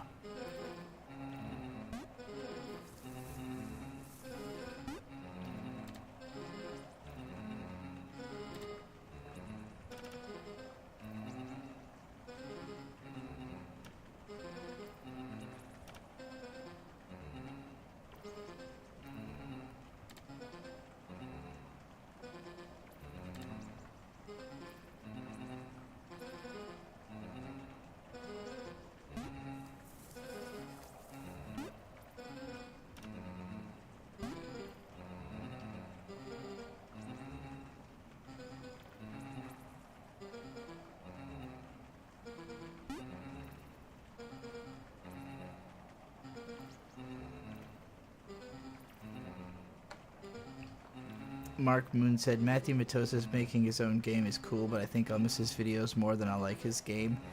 I can understand thinking that, but I think your mistake is thinking that he could just make more videos. Like, it's just, it's very difficult to express to people what it is that makes like a video worthwhile as a creator, like what makes it worth doing for you beyond that, like it's just a sad, like, you know, oh well, it'll be fun if there's a review of this game. It's like, there has to be some kind of spark, like a reason you feel like, oh, I had to do this, you know? And I think with Matthew Matosis, he came to a similar point that I did of, like, there was when I made the Asterisk War Sucks, right? Like, it was really hard for me to want to talk about another shitty anime that was at all similar to it, because I felt like, well, I already said, you know, like, whatever's true of this show was true about most of the stuff that sucked at the time. That's why I dissected it to such depth. But, like, it would be pointless to just do that again. I'd be saying all the same things, you know? You could just go rewatch the video that's already good, and it's going to be better than whatever I try to force out, you know? So with Matthew Matosis, like, he started off by covering the game franchises that he had the most to say about, that were the most important to him, and then he did it, you know? Like, he covered all the games and all the franchises that he had something to say about. And so, like, I can't imagine that, you know, he would have guaranteed every couple of months had a new game that he, or even an old game, that he could come up with as much interesting shit to say about as the ones he already knew he had something to say about, you know? And so, I could easily see from his perspective thinking, like, well, I don't have any more video, like, I don't have enough video ideas to keep doing this long term and it be at all interesting, so I need to do something else, you know? And, like, I'm passionate about game design, so I'm gonna do that. But I would say you should consider yourself lucky that whatever he decided to do other than video essays is still art that you're gonna get to experience, you know? So wait, there's a mock disc in there. So I guess I put in, like, I must have found mock disc and put it in there to get the cat to stop following me, right? I'm guessing that's what I did, and I just kind of wasn't paying attention when that happened.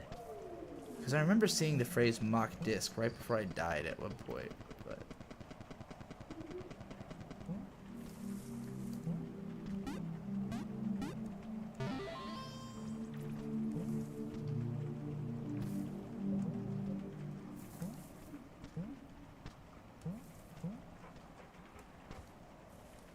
Oh yeah, this is fucking Long Dog.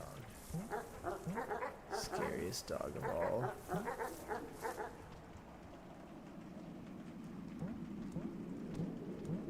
Trying to remember how to get to a place with an unlit candle. I know there's at least 2 of them. I shouldn't have tried to jump over that dog without throwing a disc at him.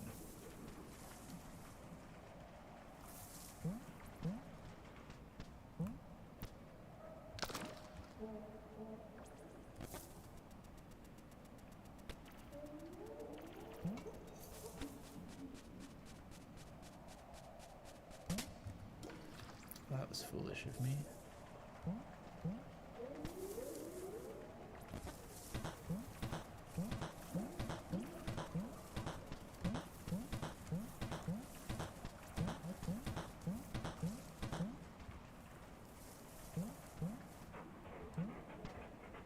Oh yeah, I don't think I ever tried to get past these 3 dogs.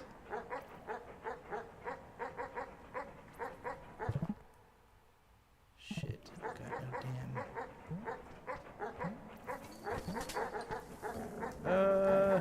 come on, let me through, let me through!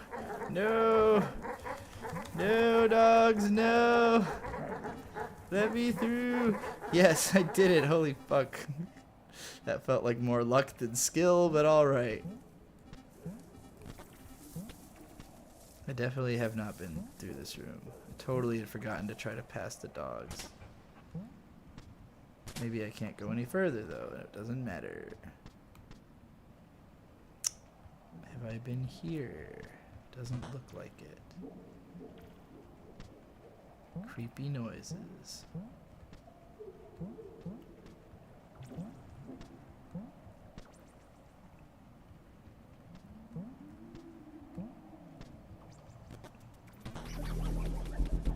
Oh shit.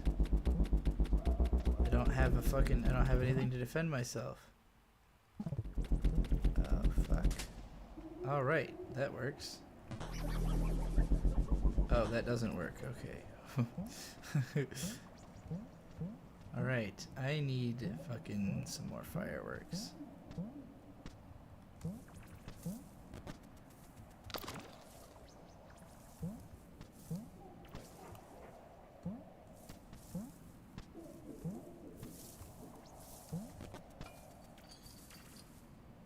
Kind of hoping maybe that lamp would break and set all the grass on fire or something.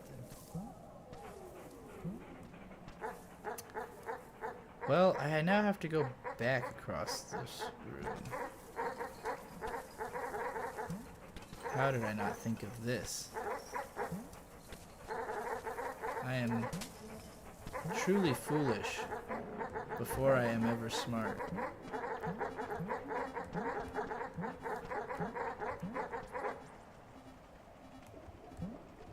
Oh, weird. It's weird being in this room where it's not, where the switches aren't being compelled.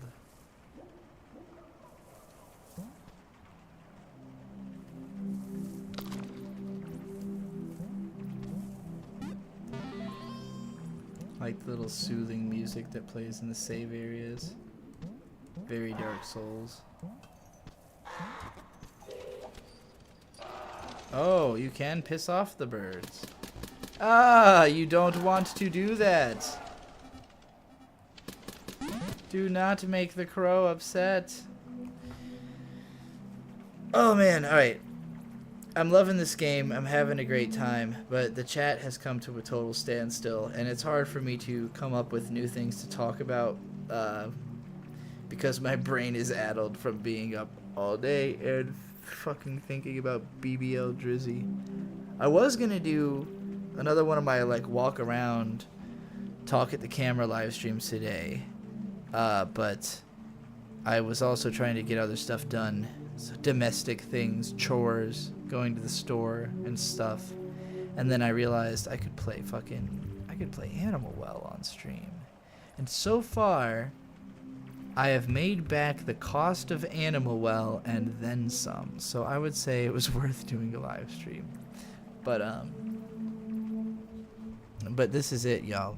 I'm not even seeing people say goodnight yet in the chat. So I know y'all are glazed. Y'all are totally passed out. Y'all are done. Down for the night. Fucking walled into your bed. Fucking built into your mattress. You got 10 blankets on. You're starting to melt. Gary says it's only 7:45 there. Well, guess what? It's 10:45 here.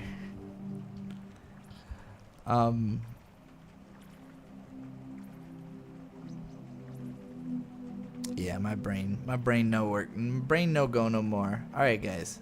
We'll do more live streaming probably tomorrow. Later.